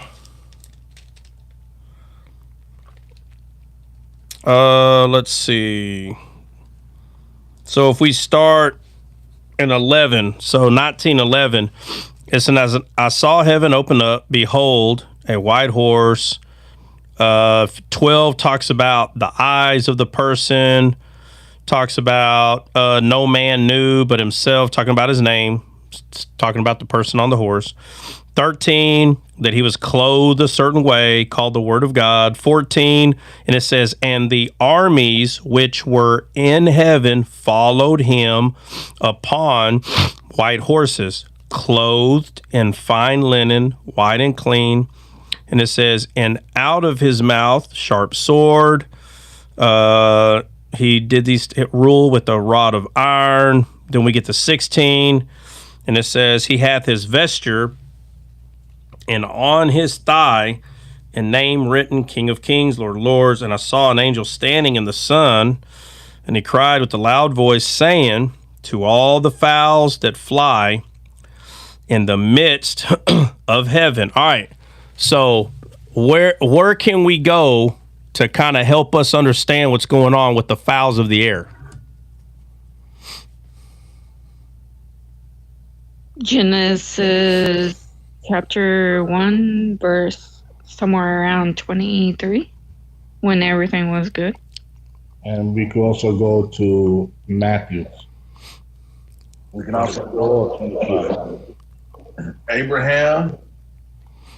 All right, Abraham. You can go with the ark, the dove, and the. Yeah, would Job be one? Why would Job be one? And they talk about it.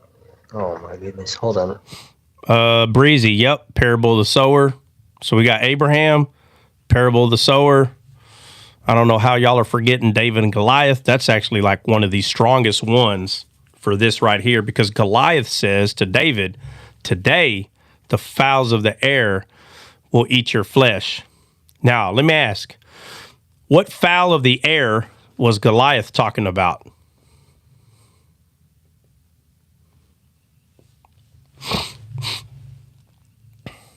Meaning Carnal mind. Yep. Yeah, it's talking about the carnal mind. Now, look, David and Goliath were real people. So obviously, they're both talking about birds like a buzzard, okay? They're both talking about buzzards, okay? But spiritually, when you study the Bible, now we see a different battle of words here. So Goliath is saying, remember, let me ask this. Is David representing the seed? Absolutely. Right. And yep. Jesus said that the fowls of the air eat what in the parable of the sower? The seed. The seed. So this is what Goliath is saying, that the fowl of the air are going to eat your flesh this day. Jesus said that you only can have everlasting life if you do what? Eat of flesh. Eat of his flesh. So Goliath is telling him, you're not going to get planted. The fowl of the air is going to eat your flesh this day. And so David says, nay, the fowl of the air, and he's talking about the fowl of the air that's in the midst, right here. Jesus is always in the midst. Look, he says,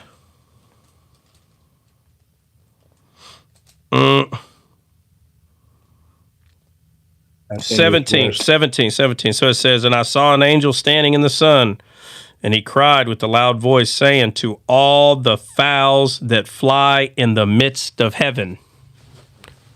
So in this world, there are fowls of the air, and in heaven, there are fowls of the air.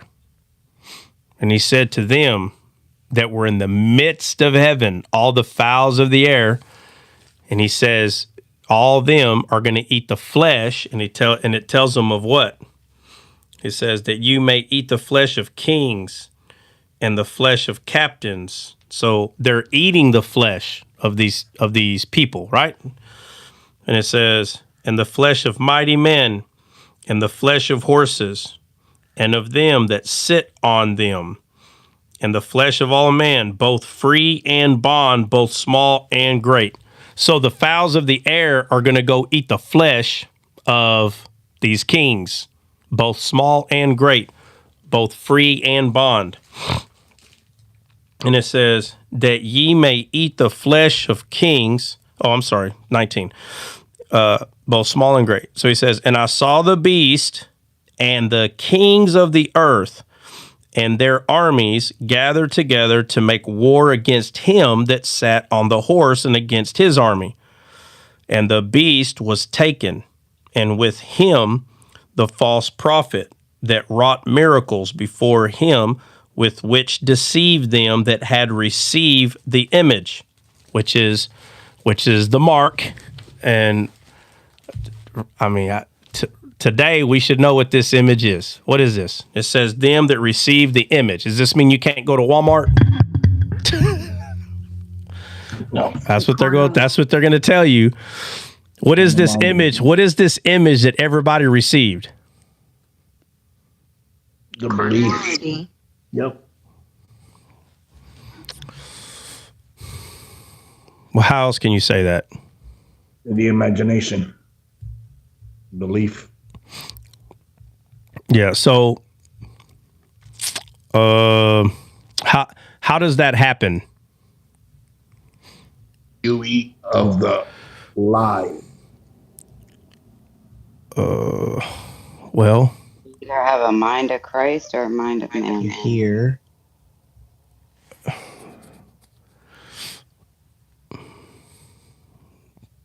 There's nothing I can say. I'm going to give the answer away.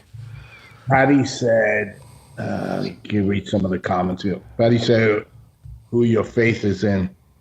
We all had a spirit of error Right. when we was born. Right. So I'm asking though, all right. Y'all are right with what you're right with what you're saying, but there's like a more like a. You want a particular word. Well, Ask it again. All right.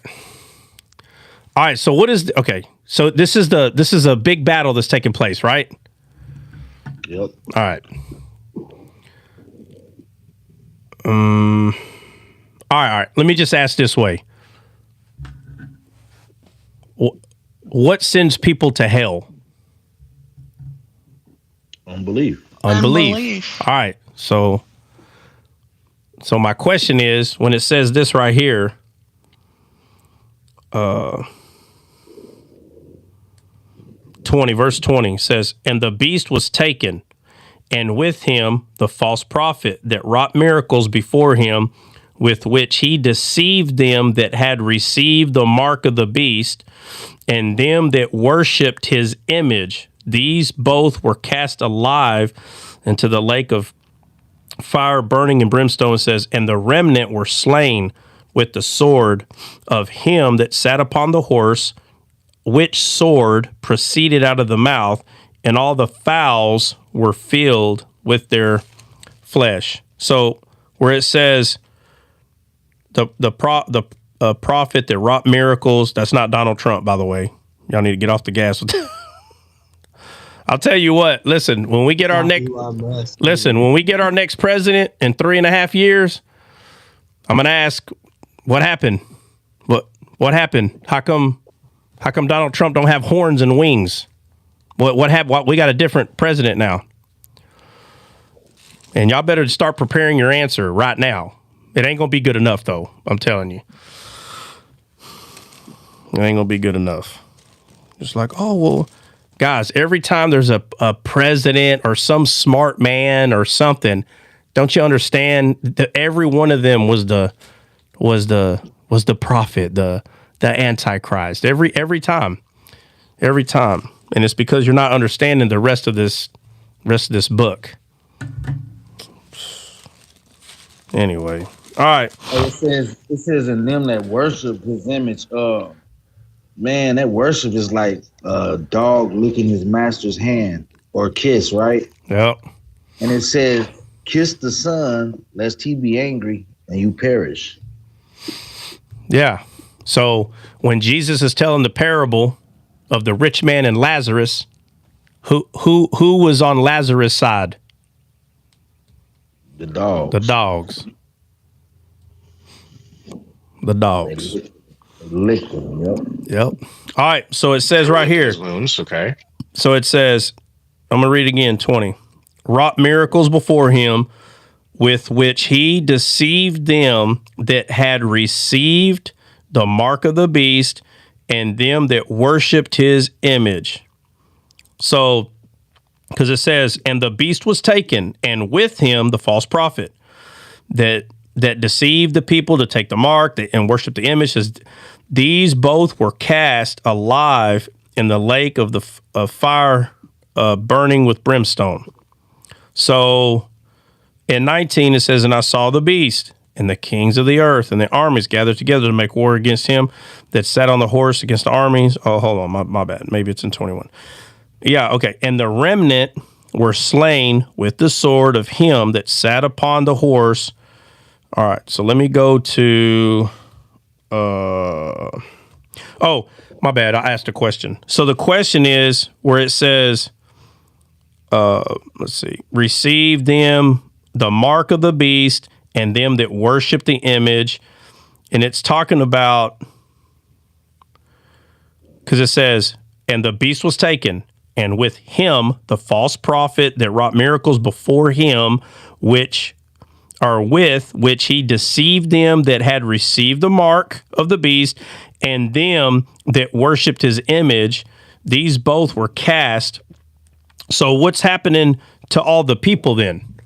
That's the remnant that was slain with the sword, which is, so what I see is the image being taken away and you being saved by the word, slain with the sword. I mean, yeah. So, yeah. But is every human gonna believe Jesus? No. It's not. No. It's not gonna happen. There's people that believe that though. There are people that believe that everybody is going to believe. Jesus made it clear. Jesus made it very clear. Not all that say, Lord, Lord. Mm-hmm. So not everybody is going to believe. Right? So there are some, whatever that number is, it doesn't matter. I don't care if it's 2. Whoever these 2, 4, 6, 8 people, 8,000, whatever the number is, there are people that are not going to believe. That's why Jesus said when he was talking about the rich man Lazarus, and he said, this man, he goes, send Lazarus. And Jesus is making it clear. He goes, they have Moses and the prophets. And you know how we go over the Old Testament? Doesn't Moses and the prophets show us Christ in the entire thing? It shows. It shows it. But when you see it this way, you become a mystic, like Renegade. Renegade, you guys are mystics. Yeah, Renegade can't see it. But this is what Jesus is telling him. You have Moses and the prophets. You have it talks about me in there, and they find the verses that say no bone was broken. No, bro. No, it says on the road to Emmaus, it says that Jesus opened the scriptures concerning himself from Moses through the prophets. He's all in there. And he's not just all in there the 5 ways that you see it, right? So if you ask one of these people that mock what they call mystics, if you asked him, show me Jesus It's so crazy. They show you like 5 or 10 things, and it's so, bro, it's so easy. Like you're like, oh, that's it? Oh, that's all we need. No, bro. No, Paul took it way further than that. Paul took it Paul took it to what they would mock as mystic. That's where Paul took it. That there is no way that you're saying, Paul took it to where he started calling people mountains, bro. And there is nothing that you can show that we are mountains using the Old Testament. You would like have to twist something to make it to where you carnally can see that. You cannot carnally see that. It's not there carnally. It's the Spirit that shows these things. So it's crazy when people mock this as, oh, I'm going to show you a hidden mystery. Oh, I'm going to show you something. It's like, it is hidden in there. What do you mean? And they're like, well, Paul's just saying, Christ was hidden, but now we see, bro. Then if it was hidden and now we see, why are you making fun of people saying that they're saying that, watch, come join my live, and we're gonna find the hidden mysteries, and they literally will agree that Christ was hidden. So what do you? Which one is it? Do you believe he's hidden or not? Oh, well, yeah. If you're saying that, well, that's all that I'm saying. What are you mocking? It's crazy. They contradict themselves. They say they see the hidden Christ, but when you start showing a whole bunch of them, they're like, well, God didn't put it in there that many times. No, bro. That's what makes him God, because it's everywhere in there. So I'm not going to go into depth. 10 different levels. I'm not going to go into depth in this for very obvious reasons, but not everybody is going to be saved. Not everybody's going to believe. People are just not going to, I'm not going to go through we should know this. Not everybody's going to believe. I'm just going to say that. But right here where it says, and the beast was taken, and with him the false prophet that wrought miracles before him, with which he deceived them that had received the mark of the beast and them that worshipped his image. All right, so the mark of the beast and him that worshipped his image. So what's the mark of the beast and what's his image? What is that?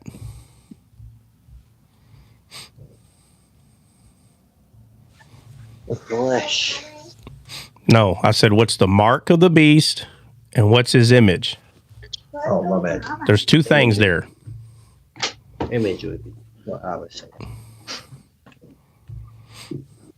So let's do one of them first. What's the mark of the beast?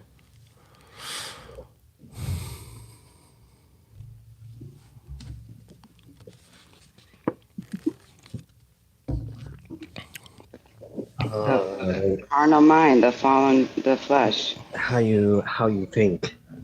Yeah. The mark of the beast is how you think. That's the mark. Period. How you think. Paul said, be not conformed to this world, but be ye transformed by the renewing of your mind. Because you have to put on the mind of what? Christ. Right, put on the mind of Christ. Because before you started putting on the mind of Christ, what was there? Malice, strife, backbiting. Carnal mind. The mind of Satan, guys. You can call it the carnal mind, but it's the mind of Satan. So before God, the father of Abraham, Isaac, and Jacob, before that God became your God, who was your God? Did you have one? Or are you one of those you don't think you had one? Satan 100% was your father. There's people that can't stand this. He was your father, period. That's why you were his enemy, because Satan was your father. So you have the mind of Satan. And now we're supposed to put on the mind of Christ. You can't be one of these people that are neutral and say, oh, I didn't have the mind of Satan. I had the mind of myself. What? Bro, if you didn't have the mind of God, I don't care what you call it, it was the enemy of God. Period. And if it was the enemy of God, then it's not of God. So what kind of mind do you think you had, bro? Listen, people do not want to believe that they were in covenant with Satan before they came into covenant with God. They don't want to believe it. I don't know how you don't see this in the Bible. I really don't. But you were his enemy, period. Right? So now we put on the mind of Christ. So the mark of the beast is how you think. That's what the mark is. You either have the mark of Christ, which was put on Cain. You either have the mark of Christ that the man in the white linen with the inkhorn by his side was told to mark the foreheads. It's talking about the way you think.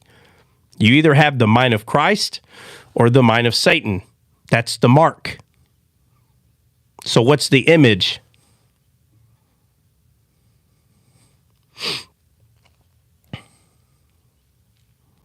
What's the image? Well, the same thing, isn't it? Isn't it the image of Christ? He is our mirror.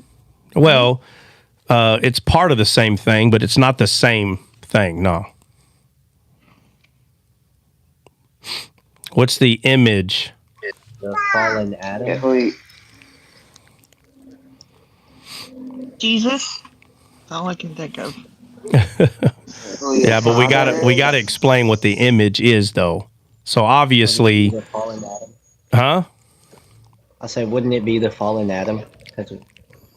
Yeah, but that's the mark of Satan. Right. Oh, okay. Same thing. So look what it says. So it says.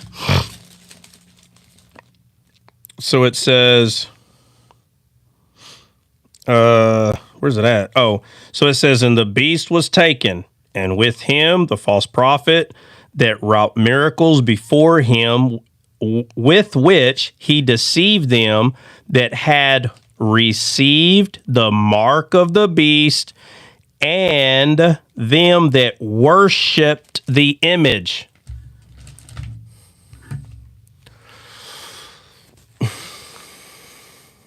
Yeah, so they would worship their flesh, right? Worship themselves. Essentially. Through how they thought. Right. It's them worshiping their belly. Yeah. So if somebody is worshiping the grave, what lies in a grave? Graven image? What lies in a grave? Dead things. Dead things. So you're worshiping the image that Satan, he started this image. The image is the will that's against God's will. That's the image. That's the mark on the hand. Servitude. What or who you serve. So your mind thinks like the thing that you serve, but your hand is serving. The hand is talking about servitude. And so you either worship the arm and hand of God, who is Christ, who is the image of the invisible God, or you worship the graven image. The Bible says, have no other images before me. And these people that are stuck in religion think it's talking about a physical object. No, you're it. You're it. If you become your own God, you worship the image that this is talking about. So could we say creation? What do you mean? Can you say creation? Anything that, well, we know that God isn't a creation. He's the creator. And it says, You mean anything that's fallen? Because God did Yeah. God did not create anything fallen. So you can't say creation. No. You can say anything that is fallen, right? Because the Bible talks about this in a few places, right? When it says that they worshiped the creation, not the creator, but it's talking about the fallen things. So we know that God creates things that are not fallen. So it matters on how you see that. Because anything that God made, he made that was good. He made things that are good. So worshiping anything that God created, if it's good, then that just means you're in agreement that it's good, right? So God did not create our fallen body. That goes with Romans 1 when he says instead of worshiping the creator, they worship the creation. Yeah, matter of fact, go there and go up to a couple of verses before that.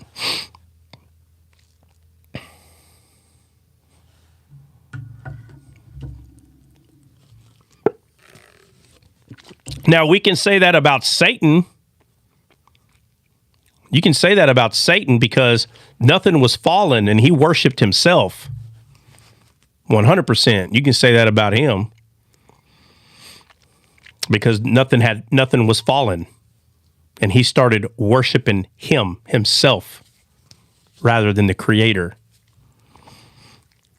Bill, did you find it?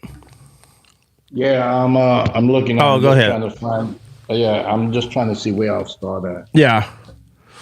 Because I know it says ignorant. It says, I think in verse 20.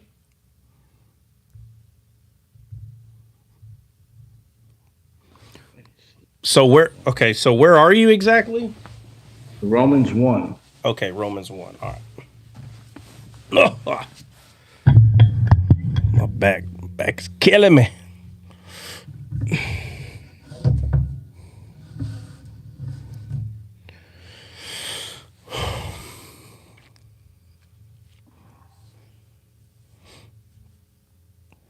I'm looking for the part. I think it's got to be around 20.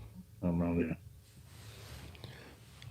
Okay, it goes in 19. He says, because that which may be known of God is manifested in them, for God has showed it unto them. For the invisible things. Nah, go to 17. Start at 17. Oh, it's 17. Okay. Yeah. Oh yeah, it's highlighted. Yeah. For therein is the righteousness of God revealed from faith to faith, as it is written, the just shall live by faith. For the wrath of God is revealed from heaven against all ungodliness and unrighteousness of men, who had the truth in unrighteousness, because that which may be known of God is manifested in them, for God has showed it unto them. All right, right there. Hold on. So what is that saying? It's saying that we all have the knowledge of God. Right. So right. But notice how it talks about the unrighteousness. So go back to 18. Read 18 again. For the wrath of God is revealed from heaven against all ungodliness and unrighteousness of men who had the truth, who hold the truth in unrighteousness. So they're believing the unrighteousness. Yeah, keep going. Because that which may be known of God is manifested in them, for God has showed it unto them. For the invisible things of him from the creation of the world are clearly seen, being understood by the things that are made, even his eternal power and Godhead, so that they are without excuse. Right. Okay. So clearly this is pointing out that nobody's going to be able to go to heaven, bro, and say, I didn't know there was a God. It's not going to happen. There is no excuse. All right, keep going. Is that hold on, is that the right? Yeah, about they start worshiping the creation. What verse is that exactly? That's the one that I'm trying to find because I have a whole bunch of markings on this one. Hold on. It says because that when they knew God, they go. Here we go. 21 because. All right, hold on. What verse are you on though? Actually, 21. We already read 20. Yeah. Okay, go ahead. Because that when they knew God, they glorified him not as God, neither were thankful, but became vain in their imaginations, and their foolish heart was darkened. Professing themselves to be wise, they became fools and changed the glory of the uncorruptible God into an image made like to corruptible man. Right there. So what? Yeah, hold on. Right there. So what Jennifer was asking, this right here clarifies it, that they're trying to make corruptible things God. Right, Jennifer? Correct. Yeah.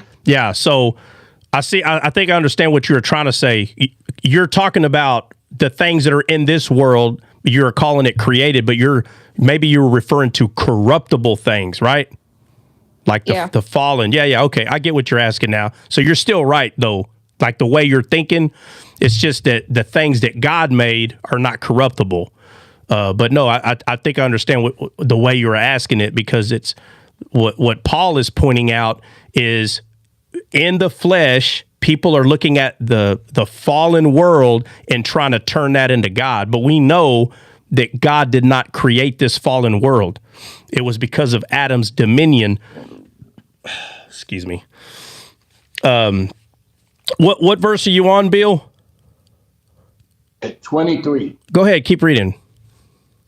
And changed the glory of the uncorruptible God into an image made like to corruptible man, and to birds, and four-footed beasts, and creepy things. Wherefore God also gave them up to uncleanness through the lust of their own hearts, to dishonor their own bodies between themselves. Yeah, and God gave them up to it, again, pointing to reprobate mind, meaning that he made the final judgment. He makes that judgment. People may have a choice to go towards that direction, but no man has a choice.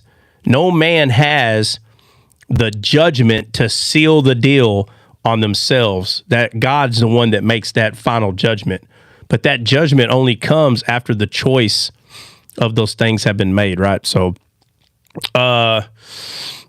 this is 25 is the one that I was looking for. Okay, go ahead. Put it all together. Romans 1:25. Who changed the truth of God into a lie, and worshipped and served the creatures more than the Creator, who is blessed forever. Yeah. Amen. Yeah, the corruptible things in this world. So instead of acknowledging the incorruptible and worshiping that, they literally allowed their carnal mind, which is the seed of Satan, they allowed that lie to be the truth, and they started worshiping the graven images, meaning the things that are corrupted, not the thing that is alive, but the thing that's corrupted. So, in Revelation 19:20, it says, and the beast was taken, and with him the false prophet that was wrought miracles before him, with which he deceived them that had received the mark of the beast and them that worshipped his image. So the mark is keeping the stinking thinking you have. The image is talking about the corrupted world. That's what that's talking about. That you serve the things of man, not the things of God. You serve your corruptible physical belly. You don't serve the living water belly. And that's the servitude. That's the hand. The hand is serving the image, and the hand is receiving counseling from that which is corruptible, which is the carnal mind. So that's the mark and the image. So Jesus has a mark and an image, and we are supposed to have put on the mind of Christ, right? The Bible says that we're supposed to be soberly minded, not intoxicated by the flesh, soberly minded, which is the mind of Christ, to be in the spirit. And our servitude is to receive counseling and to serve God, which is not corruptible, but incorruptible. And the only people that's going to be able to do that are those who've been born again. And you're only born again by faith. But those who are not born again are in unbelief. And unbelief is always the issue. But unbelief does not come from the spirit. It comes from the flesh. And Paul says that ye are not in the flesh, but in the spirit. And then what's after that? Does anybody remember? It says, but ye are not in the flesh, but in the spirit, if what? Anybody remember? No? You're led by the Spirit? Yeah, if you're led by the Spirit. Yep. If you're led by the Spirit. But he says, but ye are not in the flesh, but in the Spirit. Matter of fact, what verse is that we're talking about right now? I don't know, but Jordan wanted me to read Psalms 115, 4-8, that goes along with this. Their idols are silver and gold, the work of men's hands. They have mouth, but they speak not. Eyes have they, but they see not. They have ears, but they hear not. Noses have they, but they smell not. They have hands, but they handle not. Feet have they, but they walk not. Neither speak they through their throat. They that make them are like unto them. So is everyone that trusts in them. Yeah. So Romans 8, 9, and 11 is actually what it is. Read it. 9 to 11. It says, but ye are not in the flesh, but in the spirit, if so be that the spirit of God dwell in you. Yeah. So dwell in you. Dwell in you. Yeah. Yeah. You want me to read all of it? Yeah, you can. Okay. Now, if any man have not the Spirit of Christ, he is none of his. And if Christ be in you, the body is dead because of sin, but the Spirit is life because of righteousness. But if the Spirit of him that raised up Jesus from the dead dwell in you, he that raised up Christ from the dead shall also quicken your mortal bodies by his Spirit that dwelleth in you. Right.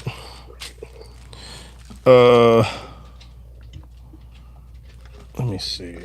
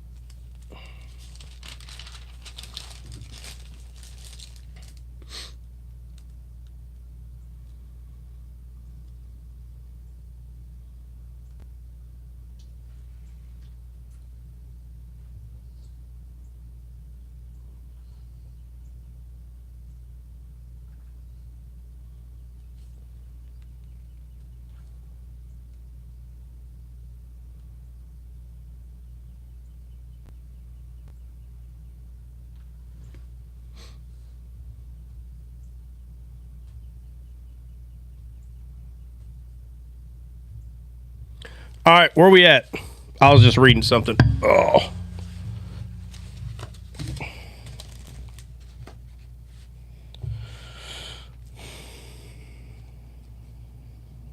We're reading what CJ was talking about in Yeah. Romans 8 and Psalms 115 from 4 to 8 about the false idols and just how they have no understanding and no wisdom. So is the people who worship them. I mentioned. Yeah.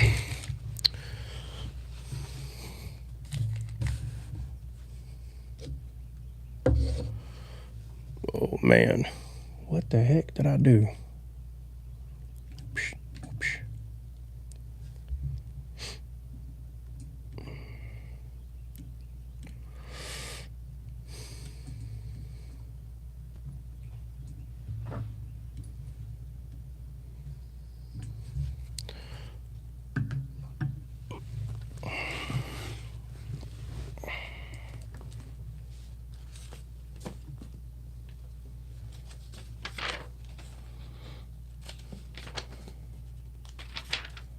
Did you ask where we were? Yeah. We were talking about we're not of the spirit. Or, my bad. We're not of the we're not of the flesh. We're not of the spirit. Lord have mercy. Jeez, man.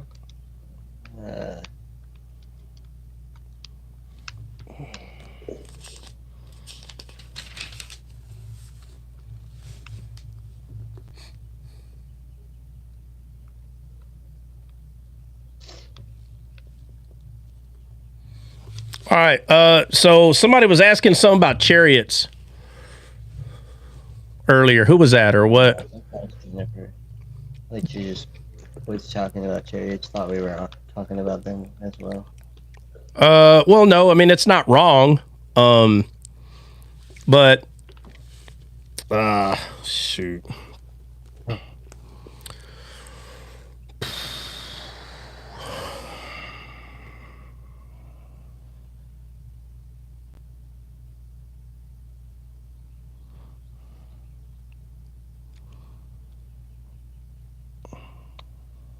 Somebody said Amy had something. Amy? Which Amy?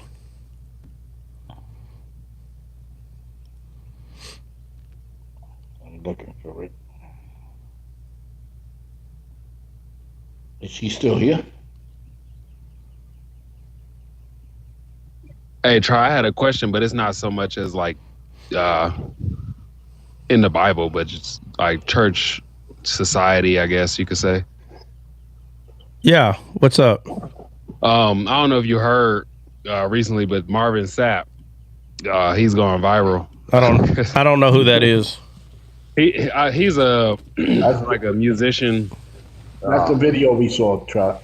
Which one? Where he's like, close the doors. Oh, okay. Yeah, I've seen the video. All right, girl wanted me to ask you your thoughts on that. Cause hold on. Who wanted you to ask? My girl. Oh, okay. My little pudding. But my Lord, my dumpling. Anyway. This dude. Yeah. She wanted me to ask you about it, how you felt, like what's your thoughts on it? Like, yeah. How would you feel being in a church, and they got the ushers closing the door? He said, I need everybody to sow a $20 seed and everybody up front to sow a $100 seed. Hey, look up how old the guy is. What's his age? He's around my age or older. Yeah, but let's see if we can find out though the exact number. Yeah. Bill, how old are you, Bill? 58. 58. All right, so we can say approximately 60, but let's look the guy up. See if we can find out. Exact age. He's 58. All right, so Bill's right on the money. So he's approximately 60. All right, so this is what I always tell people. So just bear with me. I'm going to show you how I view that. Okay, because if not careful, You can become judgmental, but let's just say that he's been taught this since he was a kid. Okay, that he's been taught that this is what you do. This is tithing, and how dare you not get, you're robbing from God. If somebody was taught that, are we supposed to judge them? No. Let's say that they really believe this is how you do it. Could I say something on that? Sure. I mean, I'm not done, but go ahead. Oh, I'm sorry. No, go ahead. I was just going to say, I came from that kind of background. Okay, well, there you go. Yeah, go ahead. When I first came to the Lord, and they would use Malachi 4, you're robbing from God. How? Because you're tithing. You're getting lost. You're going to lose your double portion. Who believes in the Lord? Yeah. Do it all. I need 100 people to sow $500, 1,000, and so on. And they will go down to a list and then say, if you believe in God, I feel the Holy Spirit here. If you believe in God, you're going to receive your blessings by the end of this month. Run up here, give everything to God. Trust in the Lord. Do you trust in Him? And they will go into this emotionalism. First, they'll try the tactics of condemnation for you to give. Then they'll use blessings, like saying, "Do you trust God? Do you trust God?" And call the charlatans. Yeah, so there's going to be a lot of people. Remember what Paul said. Paul said, "No one lays the foundation that I lay, but whoever lays on top of this, whether it be precious stone, whether it be gold or silver, stubble or hay, whatever it is, it'll be tried by fire." So this teaching was nothing more but a stubble and hay. And it's being tried. It has been tried by fire, and it's getting burnt out. And it's not going to stay afloat, this teaching. Okay? But what Paul is saying is that person is not going to go to hell. It's going to get burnt up. That understanding that is supposed to be added on top of the foundation, it's going to be burnt up. It was never true, but it seemed like it was true, that's what you're supposed to be doing. But the person's not going to hell. They just had somebody add something on there that didn't belong. You understand, Breezy? Yeah. Right. Yeah. So we have to be careful about how quick we are to go into hell and all these things, because the truth is that was not true. Anybody that received a blessing from God after they gave money, that's not the reason they got it. It's because God loves them. Has nothing to do with what they did, but it looked that way. It's kind of like people who pray the religious way. They pray all the time, "God, please," and they're begging and pleading. And you have people who are just trusting in God, meaning they trust what Jesus did. They're not begging and pleading with God. They're not doing these things. They just trust God, and they get the same blessings than the one that's begging and pleading. Why? So the one that's begging and pleading is going to pull up the scriptures that say, "Lord, how come the fools of this world had everything and I have nothing?" And they, like a foolish person, will point at the person who's not begging and pleading and saying, "Oh, well, you're not right with God. That's why you have." Satan is giving you those. Satan is giving you that stuff, but God gives me mine because that's who I pray to. That's what's been happening for the past 30 years. So, and I'll show you an example. Let's say you have, and I give this example all the time. Let's say you have two baseball teams. Okay. Let's say you have two baseball teams. Softball. I'm going to use softball. It's better. I'm going to use softball because it's better, man. Let's say you have two softball teams. College softball. If you want to see this, as soon as college softball starts, just wait till the last inning, and usually it'd be rivals or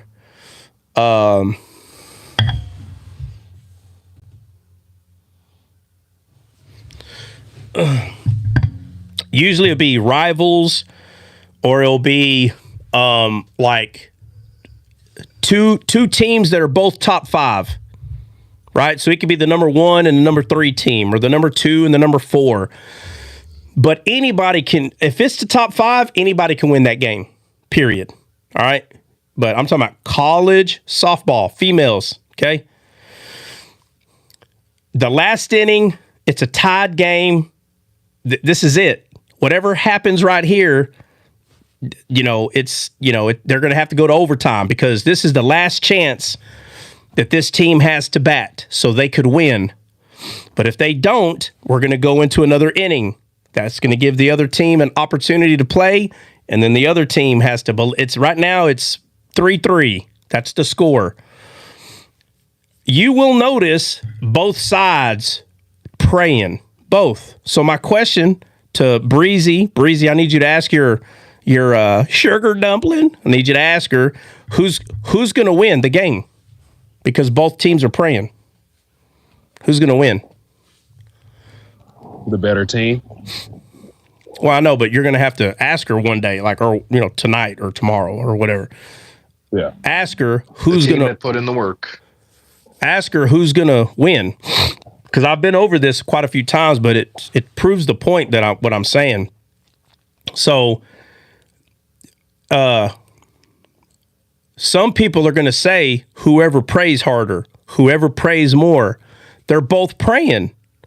So let's just say it was Alabama versus Texas, okay? And let's just say Alabama won. And they're both praying. I am telling you, religious people are going to say, well, Alabama's team won because they probably had more people praying. That's what they're going to say. And I'm like, no, Texas people were praying too. Okay, well, then they had more. They're always trying to figure out how God had something to do with the win.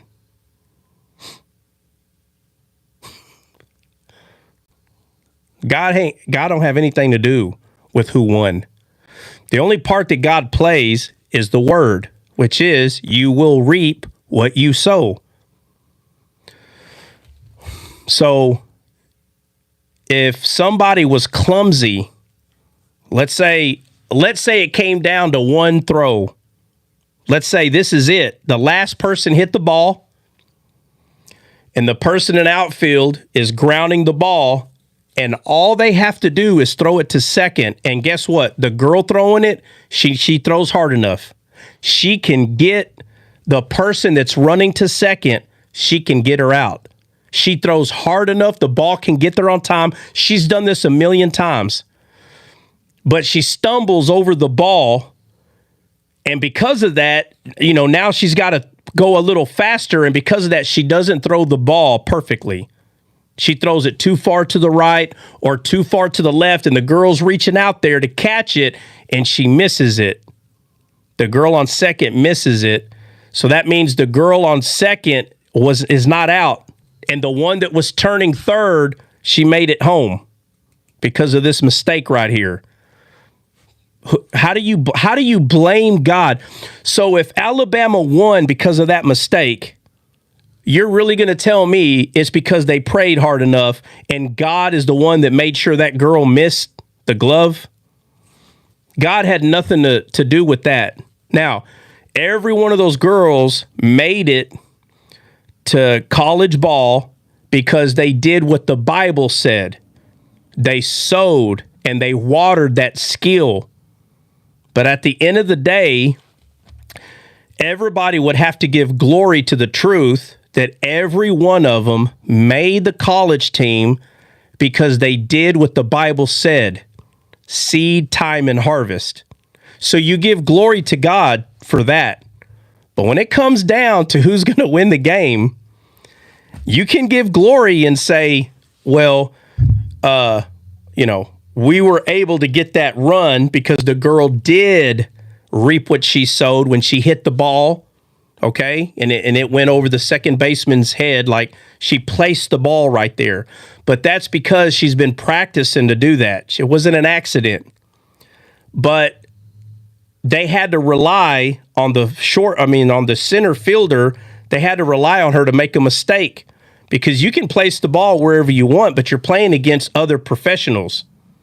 But this is not angels in the outfield. The angels are not moving people around and making them drop the ball. Your prayers right now, they're too late. By the way, great movie, by the way, Trot. It's a good movie. You're either going to win because you did what the Bible said. You're reaping what you sowed. You're a good player.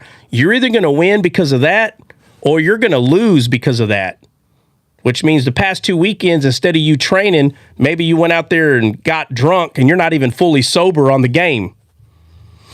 But when it comes to this game right here, my friend, God's already done his part, period. He's not out there moving the ball around. But everyone that's out there deserves to be out there. They're all reaping what they sowed, whether it's good or bad. But if everybody did everything they were supposed to perfectly, which means nobody played around that weekend or for the past 2 weekends, nobody got drunk, they all trained, every one of them. Now it's just going to come down to who's making mistakes and who's not, because everyone, according to the word, I don't care if they believe in God or not, if they sowed the seed of softball, watered it, they mastered the game, they're all just as good as one another. They're all top 5. The mistake is how people win and lose games. It's mistakes. It's not because of anything else.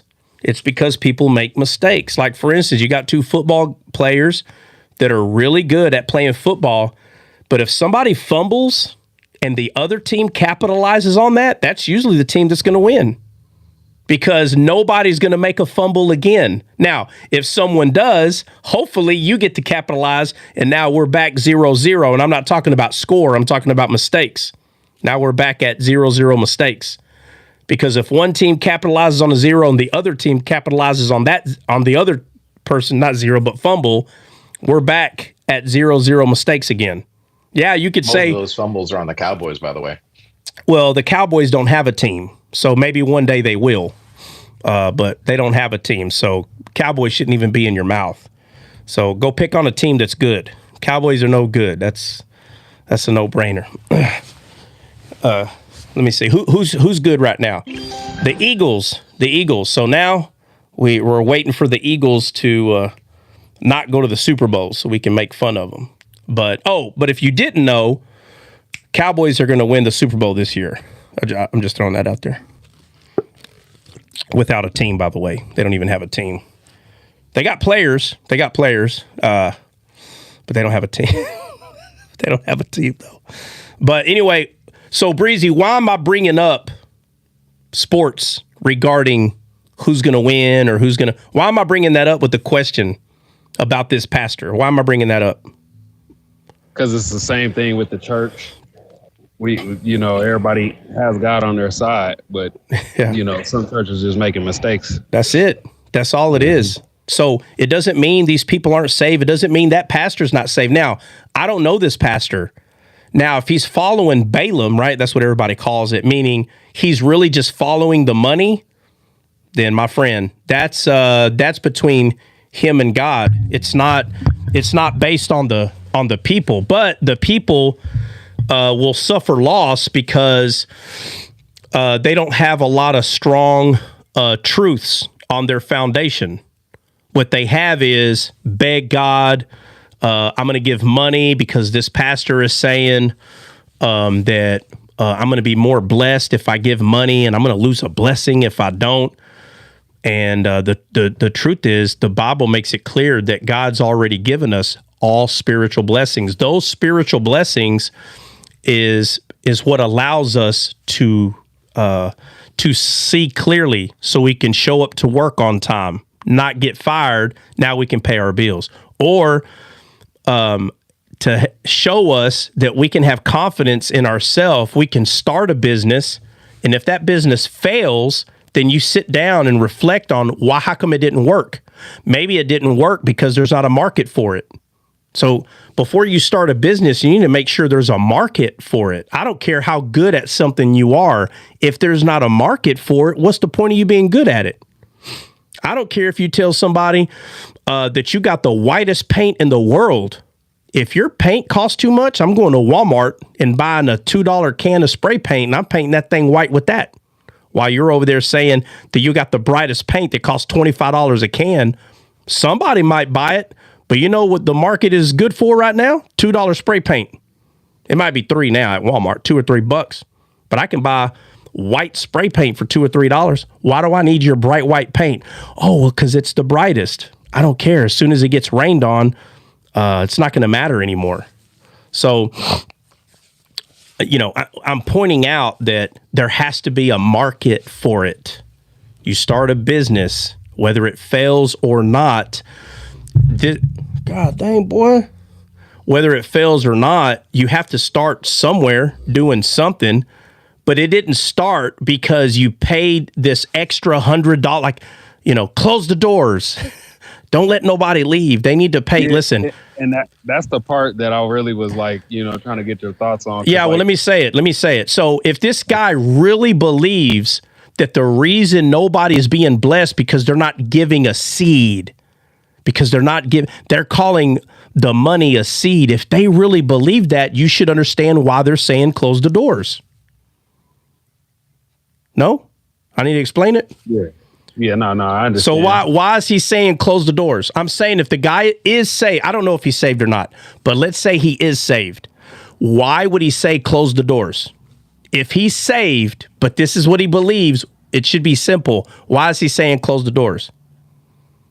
He believes that that's what needs to happen in order for what? So that seed. I know, but okay, but why is he doing it? You're not really explaining. Why is he saying close the doors? I need you to be more specific. To get everybody to stay. Why? For what? Here, let me see if I'm tracking. So that you might have to explain a little more. No. Just try. Just try. I want to see if you understand why he's saying close the doors. Because he believes that that's what needs to happen in order for people to do that. In order for people to do what? So people don't leave and not sow the seed. Okay, but why is you're not really look? Keep going. Why is he saying close the door? Why there is a 100% reason that he's saying close the door. Obviously, is so they can give money, but why? I don't know. That's a good question. Okay, because he thinks that if they don't give the money, they won't be blessed, bro. That makes sense. Okay, now, listen to what I'm saying. I don't know this guy. He may be Balaam and just be straight up lying and just give me some money, okay? But I'm talking about someone who is saved. Listen, someone who is saved and they have a wrong teaching. If that man is saved, and again, this is a wrong teaching, okay? But if he is saved, the reason he's saying close the doors is because he thinks they won't be blessed if they don't give money. Yeah, that makes sense. So he's saying close the doors. Y'all going to be blessed today. And they really believe this, bro. They really believe it. Okay? So you can kind of appreciate the zeal that he has, but it's a wrong teaching. It's not true. It's not true. People are good. Well, I was going to say the specific words that she used is she was like, I wonder how Trout would feel if he was in there and they talking about close the door. Yeah. You don't ever see me like sad or crying and stuff like that. But stuff like that will make me cry, bro. Because, getting in your feelings is about stuff that doesn't matter. Is what I have a problem with. When someone goes, I got fired from my job. Yeah. Or my boyfriend left me. Or my husband or my wife left. Yeah. Oh, well, good riddance.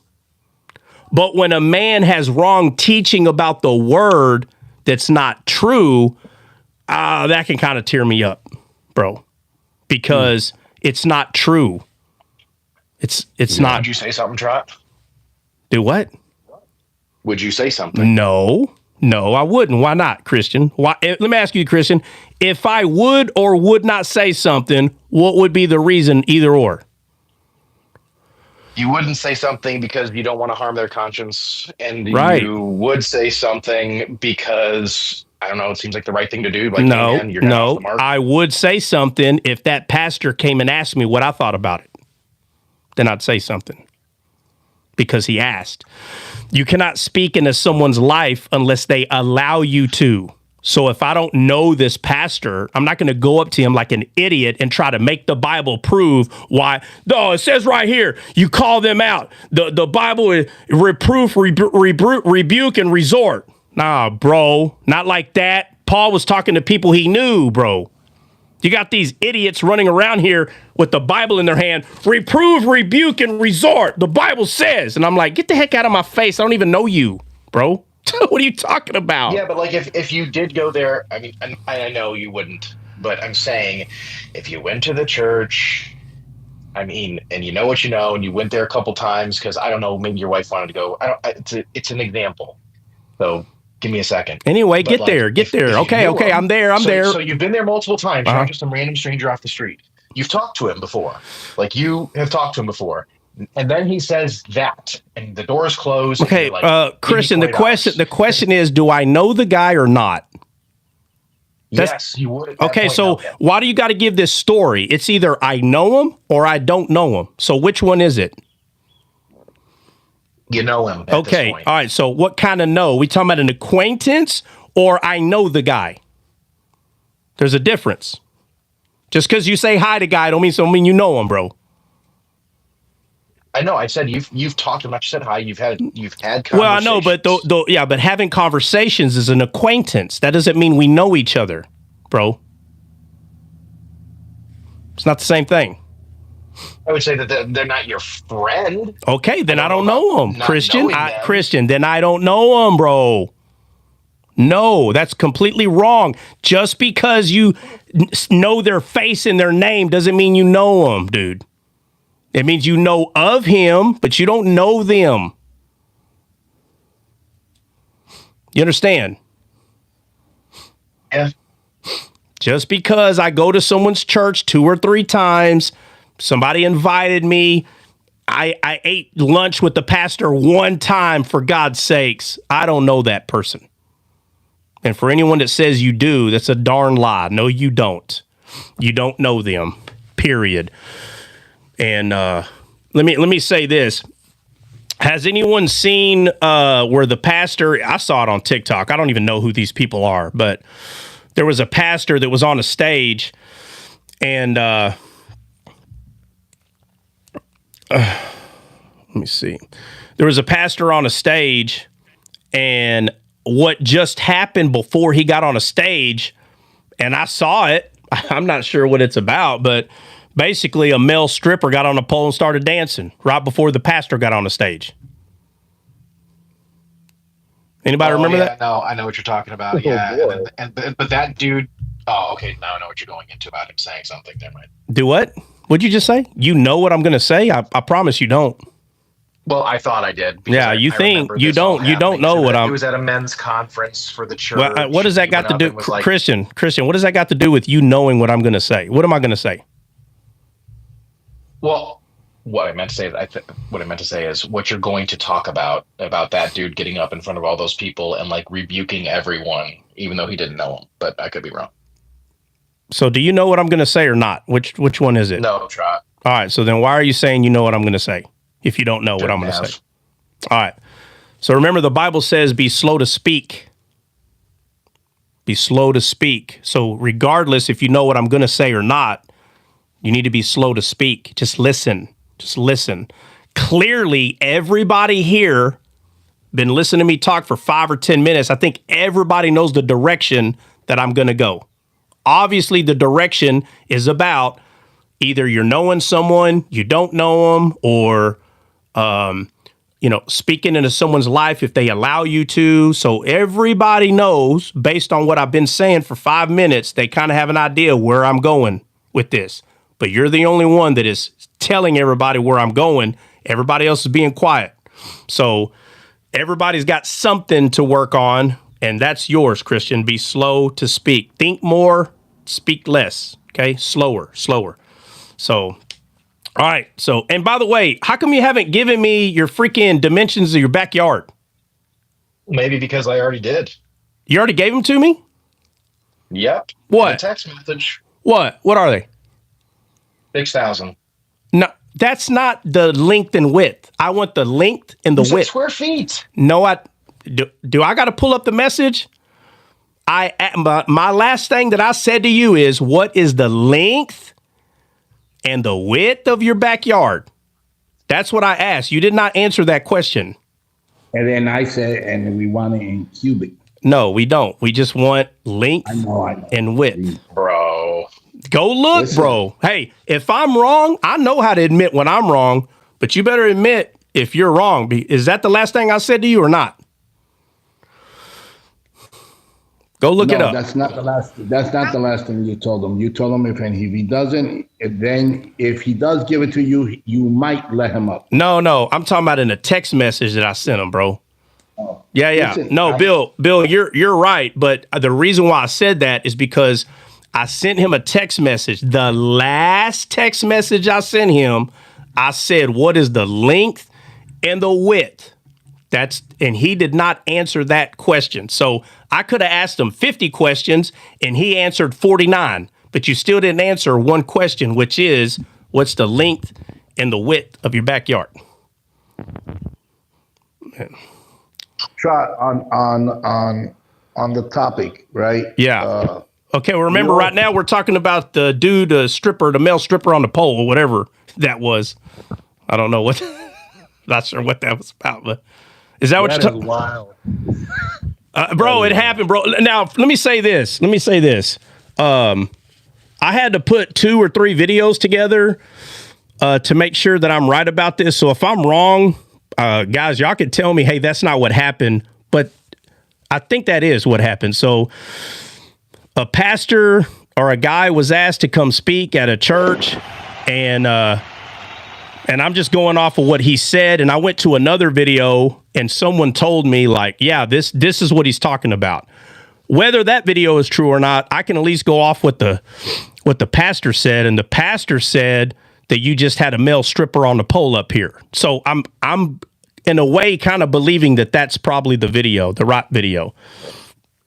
Let's see. Yeah. I can reprimand them. I can right in front of everybody. I can confirm I was not that man on the pole. Well, that's a weird thing to confirm. I'm not sure why you got to tell us that. Ask Satan anything. Does anybody know? No, I think he's a troll. No, well, does anybody know this guy? I don't want to speak for everybody, but. Yeah, I know him. Oh, is he a Satanist or is he just a joker? Is he joking around?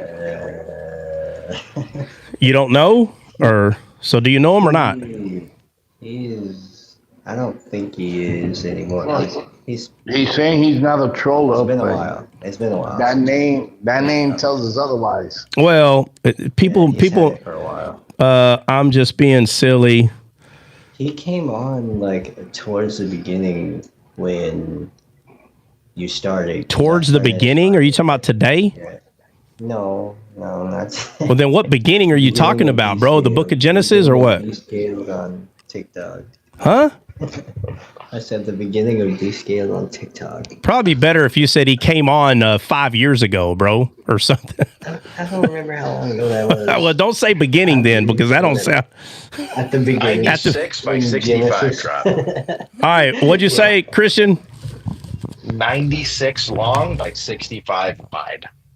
All right, 96 by 60. Yeah, that's length. And then the width is 65. Yep. Now there's a pool in there so that you don't get all of that, but that's what it is overall. Okay, Christian. Golly. 32 by 15 of that is taken up. That's it.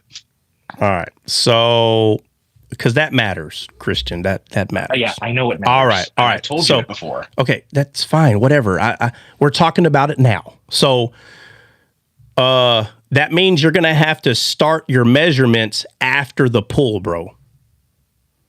So obviously the pool goes away from your house at some point, right? Huh? It's actually the closest thing to my house, so I actually have a lot of contiguous All right. yard. So look. If you walk out of your back of your house, first of all, I'm assuming that your pool's in the back. I'm just right. It is. Okay. So if you walk out of your house and you walk to the edge of the pool, I would probably give it another 5 feet. From there, what's the length and width? So it's no longer 96. It's from the back of the pool to your fence. Yeah. So I need the length and width.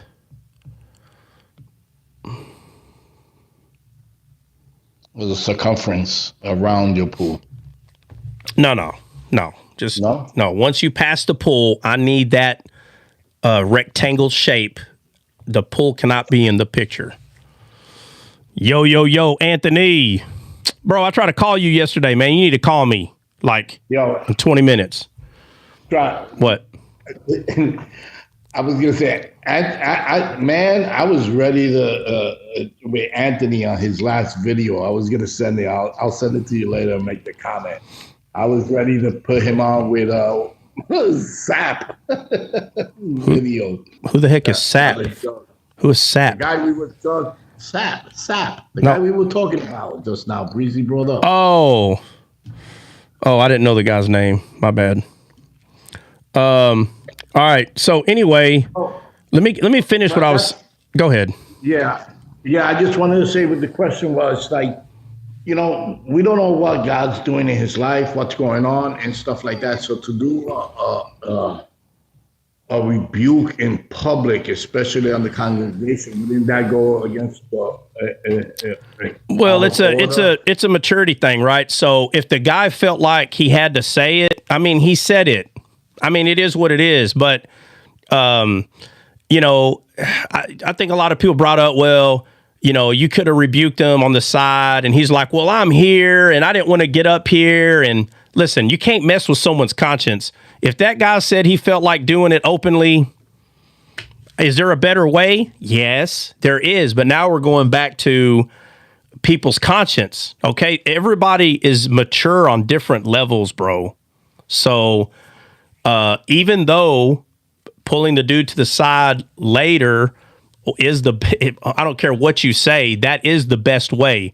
But people's conscience are going to say, no, heck no, bro. But that's based on maturity level. So, the other way could be because if he feels convicted, I'm not going to minister here after that. Well, okay, then you could have pulled him to the side right there and said, hey, I'm not ministering here because of that. But he could have still done it on the side. So it's not about should he have finished his sermon or not. It's not about that. It's could he handle it a different way? Yes. But people are going to ridicule you whether you're doing the right thing or wrong thing, bro. That's why the Bible points to the conscience of a person.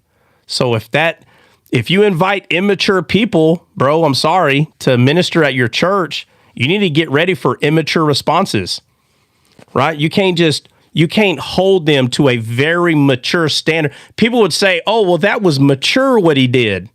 Well, yeah, it was, but was the timing mature? The answer is no. The timing was not mature. So was it mature to, again, here we go, right? Reprove, rebuke, resort. The Bible says, yeah, but there's a time, there's a place, all those things connect. So is he wrong to bring it up? Nope. I don't believe he's wrong, but there's going to be some people that said he was wrong. You should have never, listen, he's not wrong. You got a stripper at your church. Listen, here we go again. This is the topic we always talk about what kind of soldiers are behind you, bro? Right? What kind of soldiers, right? You got the story 300. The Bible stories is better, but the 300, you just kind of see it happening, right before your eyes in the movie. But he's asking, all these guys are dressed for war, and he's asking, hey, what's your profession? What's your job? What do you do? Oh, I do this. And he's asking all these people, not one of them was a soldier. And then he asked his guys, what do y'all do? They're like, well, we're all soldiers. So he says, look, I brought more soldiers than you. So when you become part of a church building, it's very tempted to start doing things like the world, because I hate to say this, it's kind of like the physical churches. They're tired of the same 50 people coming to their church. So they want more churches. They want more churches. They want more followers. So what do? They start looking like the world, thinking that they're supposed to put their standard down so they can attract more people. Well, the truth is you have more people, but you have less soldiers. That's the truth. And you just got to be careful with the physical brick and mortar building, because I hate to say it, there's just Jesus said it, man. He said there's a few laborers. He made it very clear. Nothing has changed. Same thing. So you can't allow yourself to put the standard down and just start bringing in strippers on stripper poles, thinking that the strippers in the club are going to come to your church, and your church is just watered down. Like, you've literally let every wind of doctrine in your church, and you don't even realize it. And you think you're winning souls to the Lord because you're bringing people to come in and feed from their trees. Everybody's a tree. That guy that was stripping on the pole, bro, you don't think that's feeding people? It's feeding 100%. So, again, I'm talking about if you have a church, okay? If you have a church, the people that go there to eat. We're talking spiritual language here. They go there to eat, right? But again, this comes down to maturity. It comes down to these pastors. Like, there's a million ways to say it. I don't know if they're saved or not. I don't know. I can't speak for them.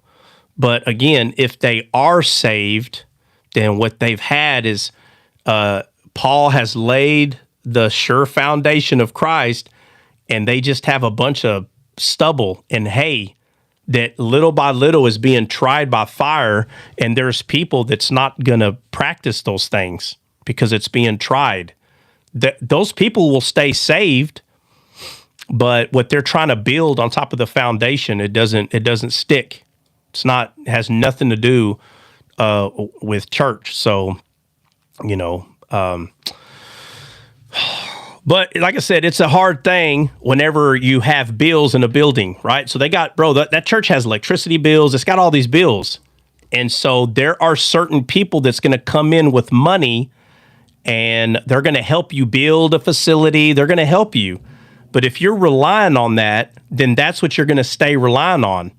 And now those people can manipulate you because they give you money.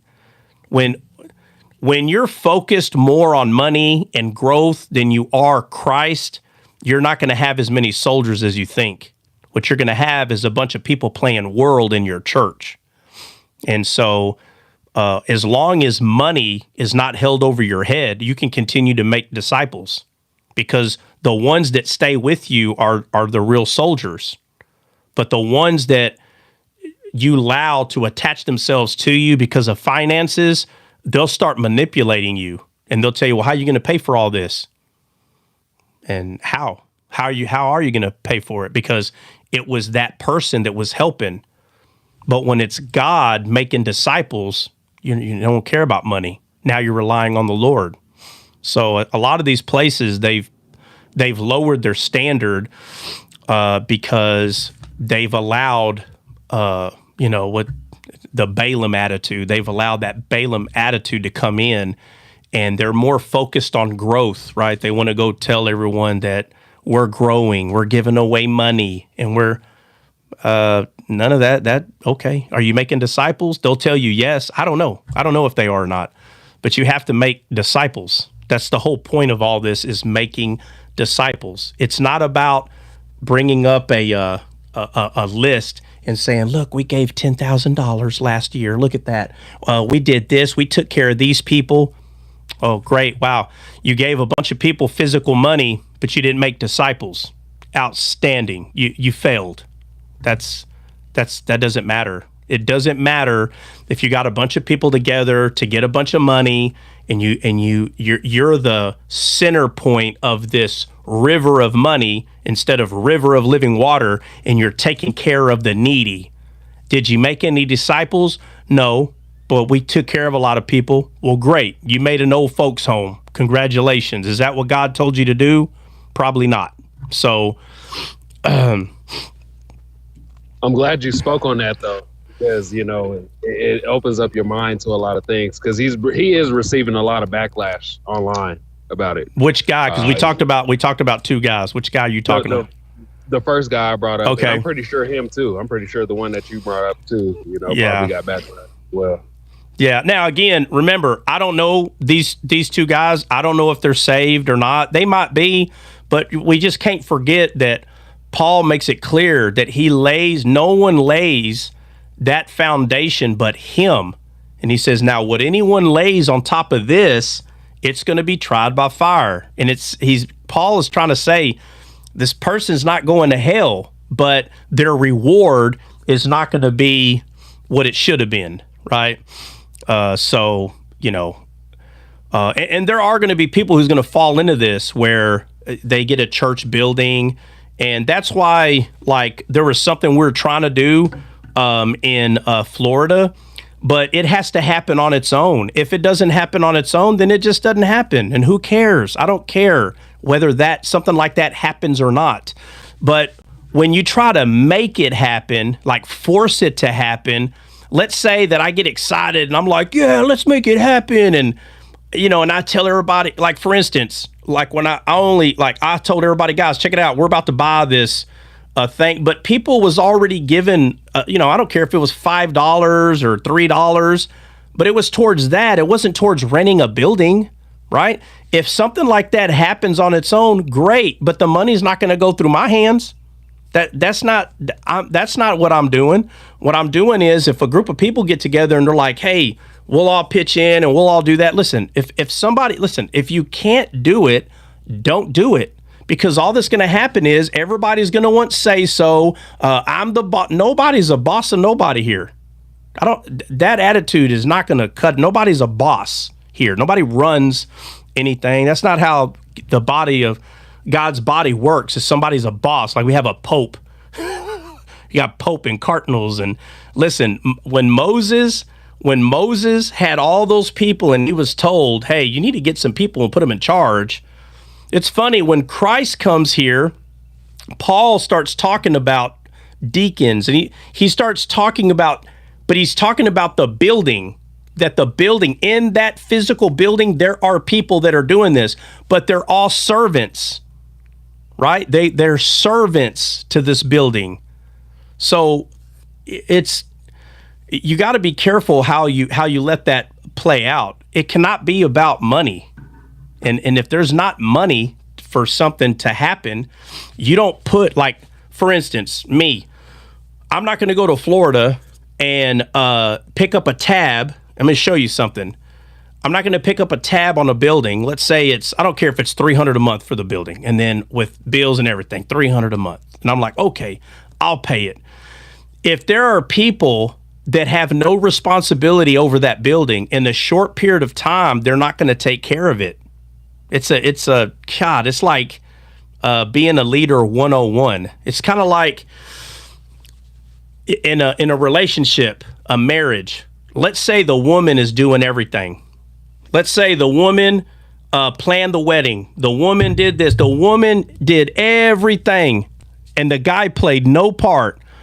There is a really good chance that guy is not in that relationship as much as that woman is. So if that guy decides to leave that woman, it will devastate her 100% because she went all in. And everybody wants to know, well, like the guy acts like he don't care. He never cared. He never cared. That's the point. You should have been able to notice that while you were planning everything. The person don't care. Now, could the person stay? Well, of course. They still have a choice, but it always amazed me that, you have a woman that did everything. Like, all this guy had to do was show up shaved. That's all he had to do. And then 10 years, they got 2-3 kids, 10, 12 years later, she don't even know where he went. It's like, where's he at? I don't know. He never came home from work last night. Nobody knows where this dude is. Like 2 months later, she gets served papers. And all the letter said is, hey, just so you know, I stopped loving you like 5 years ago. I'm being very specific about somebody that I'm talking about. Like, that's what this person did. Have a good one. Bye. You're like, well, okay. I'm just saying, like, these little things you should have learned through life, that if you're the one putting all the attention in something, when are you going to figure out that you should already see something's wrong with that? So, everybody needs to have skin in the game, both sides, both parties. So, if you meet somebody and you're putting a lot of energy in the wedding, and I'm saying that, let's say it's the woman and the guy's like, oh, well, what do you want me to do? And let's say he builds all the stuff, like all the stuff you want, but the girl's orchestrating. Bro, they both got skin in the game. Does that mean they're going to last forever? No. But what it does mean is if they do decide to break up, they're both going to be hurt. Both are. It's not going to be one-sided. They'll both be hurt because they're both going to remember all the things they actually did together. But what I'm pointing out is that's an understanding that you have to come to, that it's easier to build a relationship when everybody has got skin in the game. And that's what the church is. The church is a body of people that everybody plays a part, whatever little part it is. And if you want to talk about the physical church, fine, we can. If the pastor is the pastor because, he just knows a lot about the Bible, fine, okay, but he's the pastor. But you're going to have people in there that are going to be dealing in the finance area of this church. You know why the pastor's not doing it? Because more than likely he doesn't know how. I'm just saying. But the finance person does. That's what they did for a living. You're going to have someone that's in charge of all kinds of things, but it's always because they already know how to give in that area. And I'm not talking about money. I'm just talking about that as a unit, everything works because everybody's got a part in there. There are people that build a building and they spend a lot of money building the building, and everybody put money in and everybody. But once that's said and done, somebody's got to pay the bill. And so what happens? The congregation is held to pay the bill. And they're like, guys, come on, you need a blessing. And they're trying to figure out, how can I manipulate my sermon to get everybody to pay the bill? Now the Spirit's not in charge anymore. Now every sermon is about, literally, it's all about paying the bills for this building. And everybody's in drought. They're all thirsty and hungry. But the pastor and the people, they can't give them any food or water, not because they don't have it or they don't know how to grab it out of the Bible, but it's because every month it's becoming harder and harder to pay the bills to this building. So now, I hate to say it, they're kind of manipulated a little bit to bring up tithing every week. Because when they got in this, there was a lot of people that were helping, and now they stopped. So you can't just pick up the bill for something. Everybody has to play a part, and it has to fall on everybody, and everybody has to care the same. If not, then this is where animosity and church hurt comes, because, listen, you don't have to build a building. You don't have to do all that. Listen, when Paul was building churches, Paul wasn't flipping the bill on all these churches. It's not what was happening. It was the people, like, for instance, in Ephesus, Paul's the one that was like, hey, look, we can get this building. Everybody can come here. But, it don't have to break down all the stuff, guys. But you don't think Paul was like, hey, listen, guys, who's going to pay for this? Oh, well, I have a job and da-da-da. Okay, well, y'all make it work. And before you know it, Paul has to talk to people about them suing one another. He's like, what are y'all doing? Why are y'all suing each other? Again, it doesn't have to say it in the Bible. Just use your common sense, okay? Well, he told me he was going to pay the electricity, and he told me, that he was going to pay the water bill. And again, guys, I'm not saying they had electricity and running water. Golly. I'm saying whatever bills were needed, they had to pay them. And before you know it, people are arguing and suing one another. Most of the time, if someone is suing, it's because of money. I don't care if it's damaged stuff, your kids knock my whole house down, whatever it is, it's going to come down to finances. Usually that's why people go to court. You did me wrong, for whatever. And Paul brings that up. He's like, golly, the people in the courtrooms hate all y'all because y'all are Christians and y'all take each other to court. Boy, they must love this. And Paul's right. I guarantee you they did. They're supposed to be representing this church, this amazing thing of God, and here they are arguing. And can you imagine the judge up there laughing? Oh, wow. Grace and love, huh? All right. Guilty. Can you imagine? And Paul brings us up like, what are y'all doing? Like, it's very carnal of y'all to be doing this. So there's nothing wrong with the church. There's nothing wrong with that. You just got to make sure that that all the pressure is not on you, or all the pressure is not on one person to take care of it. You have to make sure that that's not happening, because now we're getting out of the word. Now it becomes very personal, So, the thing I brought up that, one day could happen somewhere, and whether it happens or not, it's irrelevant. It doesn't matter. If that thing we're looking forward to happen in Florida, if it does, great. If it doesn't, who cares? That was never the main focus. But again, if something like that was to happen, awesome. But this idea that maybe, if it don't work out, maybe somebody's going to get who's going to be mad? Like, nobody's running nothing. Nobody's in charge of anything. This is the body, and our job's to make disciples. Where that happens is irrelevant. Okay, so those pressures are not supposed to be on anybody in no way, shape, or form. But unfortunately, the guy that Breezy brought up, like I said, I don't know if the guy's saved or not. But if he is saved, then one of the things is, close the doors. You're not leaving here without a blessing. Come on, it'll work. Trust me. That could be one of the things. The other thing is he's following Balaam, and he's just using people's feelings against each other to take money from them.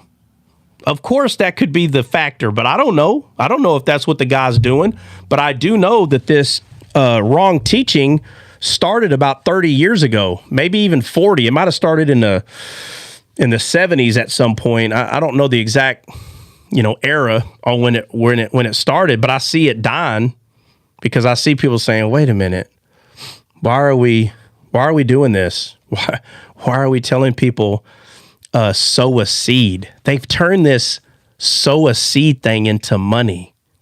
No, absolutely not. Sowing a seed is in a person's heart. It's not finances. It's not finances. Finances is not the seed. That's not your faith. Your faith is not in money, and you tell people that God will bless you if you give, and you go to the Old Testament and you start talking about, will you steal from God, rob God? Bro, what? That ain't talking about that. I know I've been over at least once or twice, but that's not talking about that.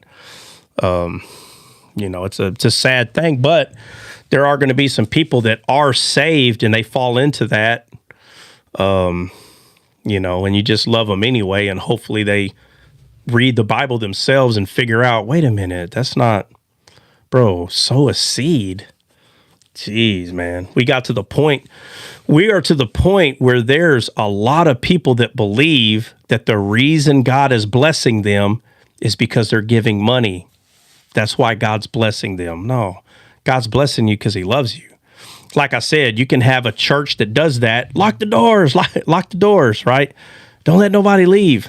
And you see out of the, let's say 500 people gave money so they can finally go home that day. And then out of the 500, like 50 of them are like, oh my God, and they're like, this thing happened, and everybody's going to believe, and they're going to say, see, I told you. That means the rest of y'all gave grudgingly, and the Bible says be a cheerful giver.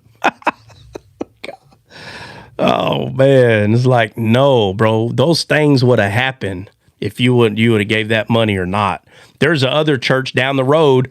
They didn't do any of that. And a whole bunch of them got blessed, and they didn't give no money. So how'd they get blessed? They didn't give no money to God. They didn't sow a seed. How'd they get blessed?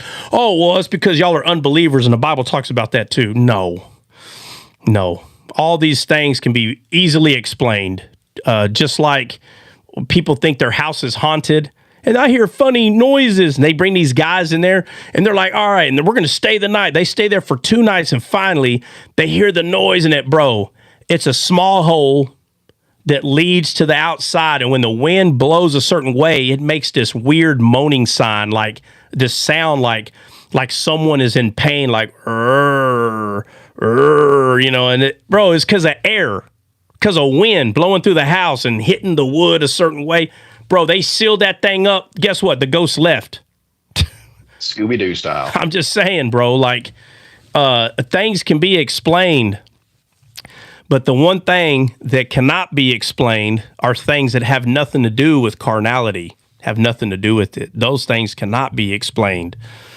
Someone seeing ghosts at night and all this stuff that people saying, you either playing around with Ouija boards or you just live in a windy area, or maybe you live by the ocean and you see some shining stuff, and it's literally glistening coming off the ocean from miles away, and you never thought that would happen. Oh, it does. The shining of the moon hitting the sea can hit something else and ricochet and end up in your house. I've seen it. It could happen. Even a few miles away, it could happen. So, I could show you all kinds of weird stuff that can happen, and people try to somehow turn it into God or turn it into, you're making toast and the Virgin Mary's on it. Huh. Look in your toaster, bro, it's because 2 of your coils are busted.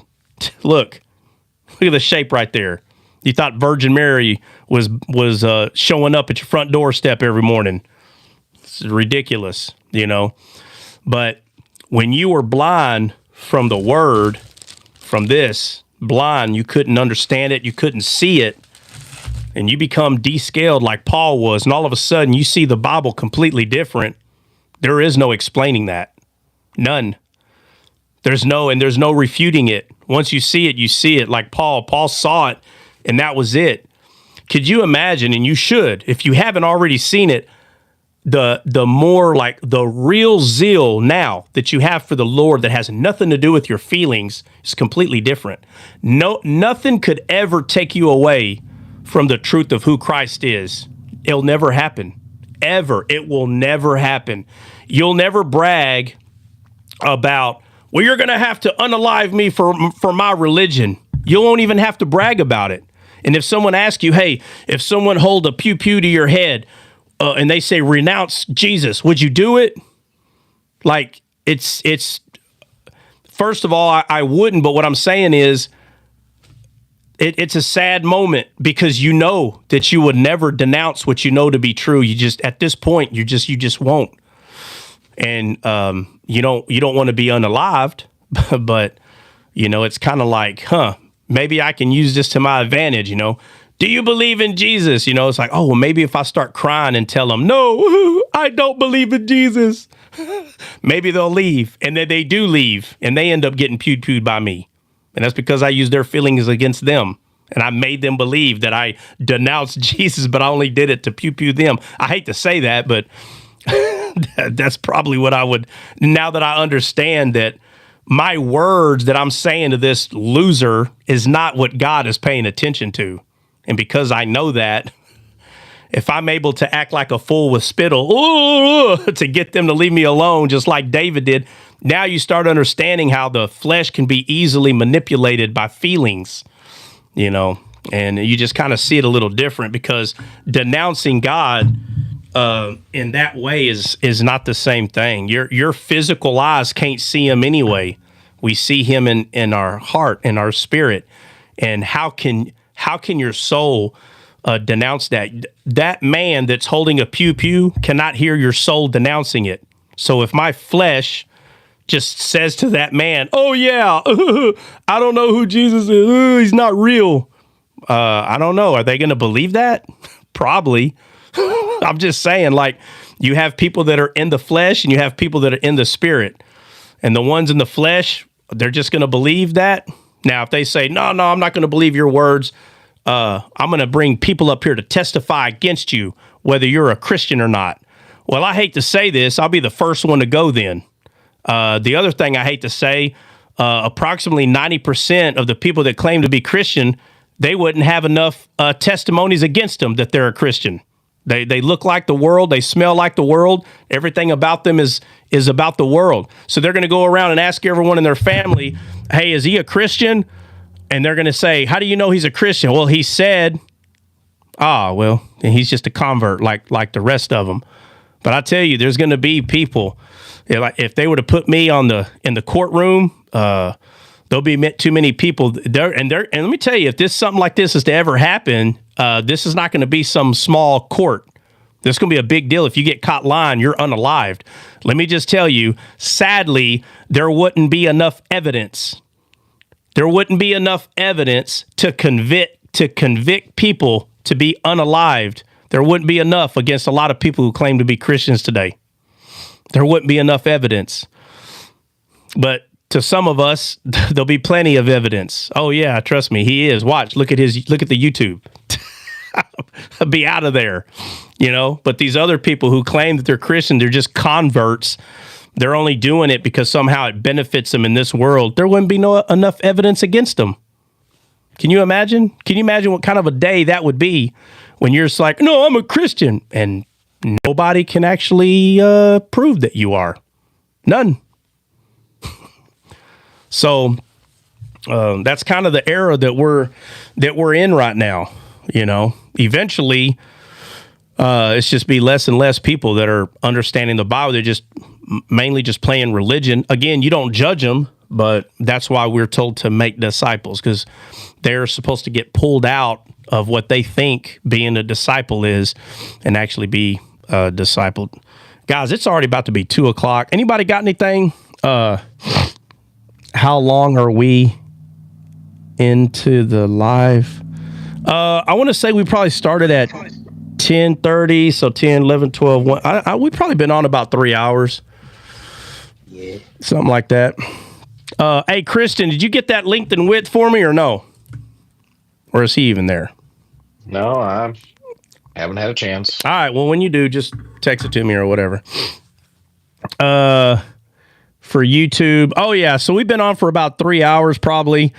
So, guys, it probably takes, 15 to 30 minutes to upload. Sometimes, hey, I've seen it upload in 5 minutes. The internet I have now is way better than my last one. Man, sometimes that sucker would take 6 hours, if not longer, to upload. But I've seen it take 5 minutes to 20 minutes to upload. So, the title of it today, I think I'm just going to put, let's see. Other than horses, what did we talk about? I don't remember. I got some notes right here. Nothing. Revelation. We didn't talk about nothing for 3 hours? God. Just horses. Revelation 19. Revelations, he said.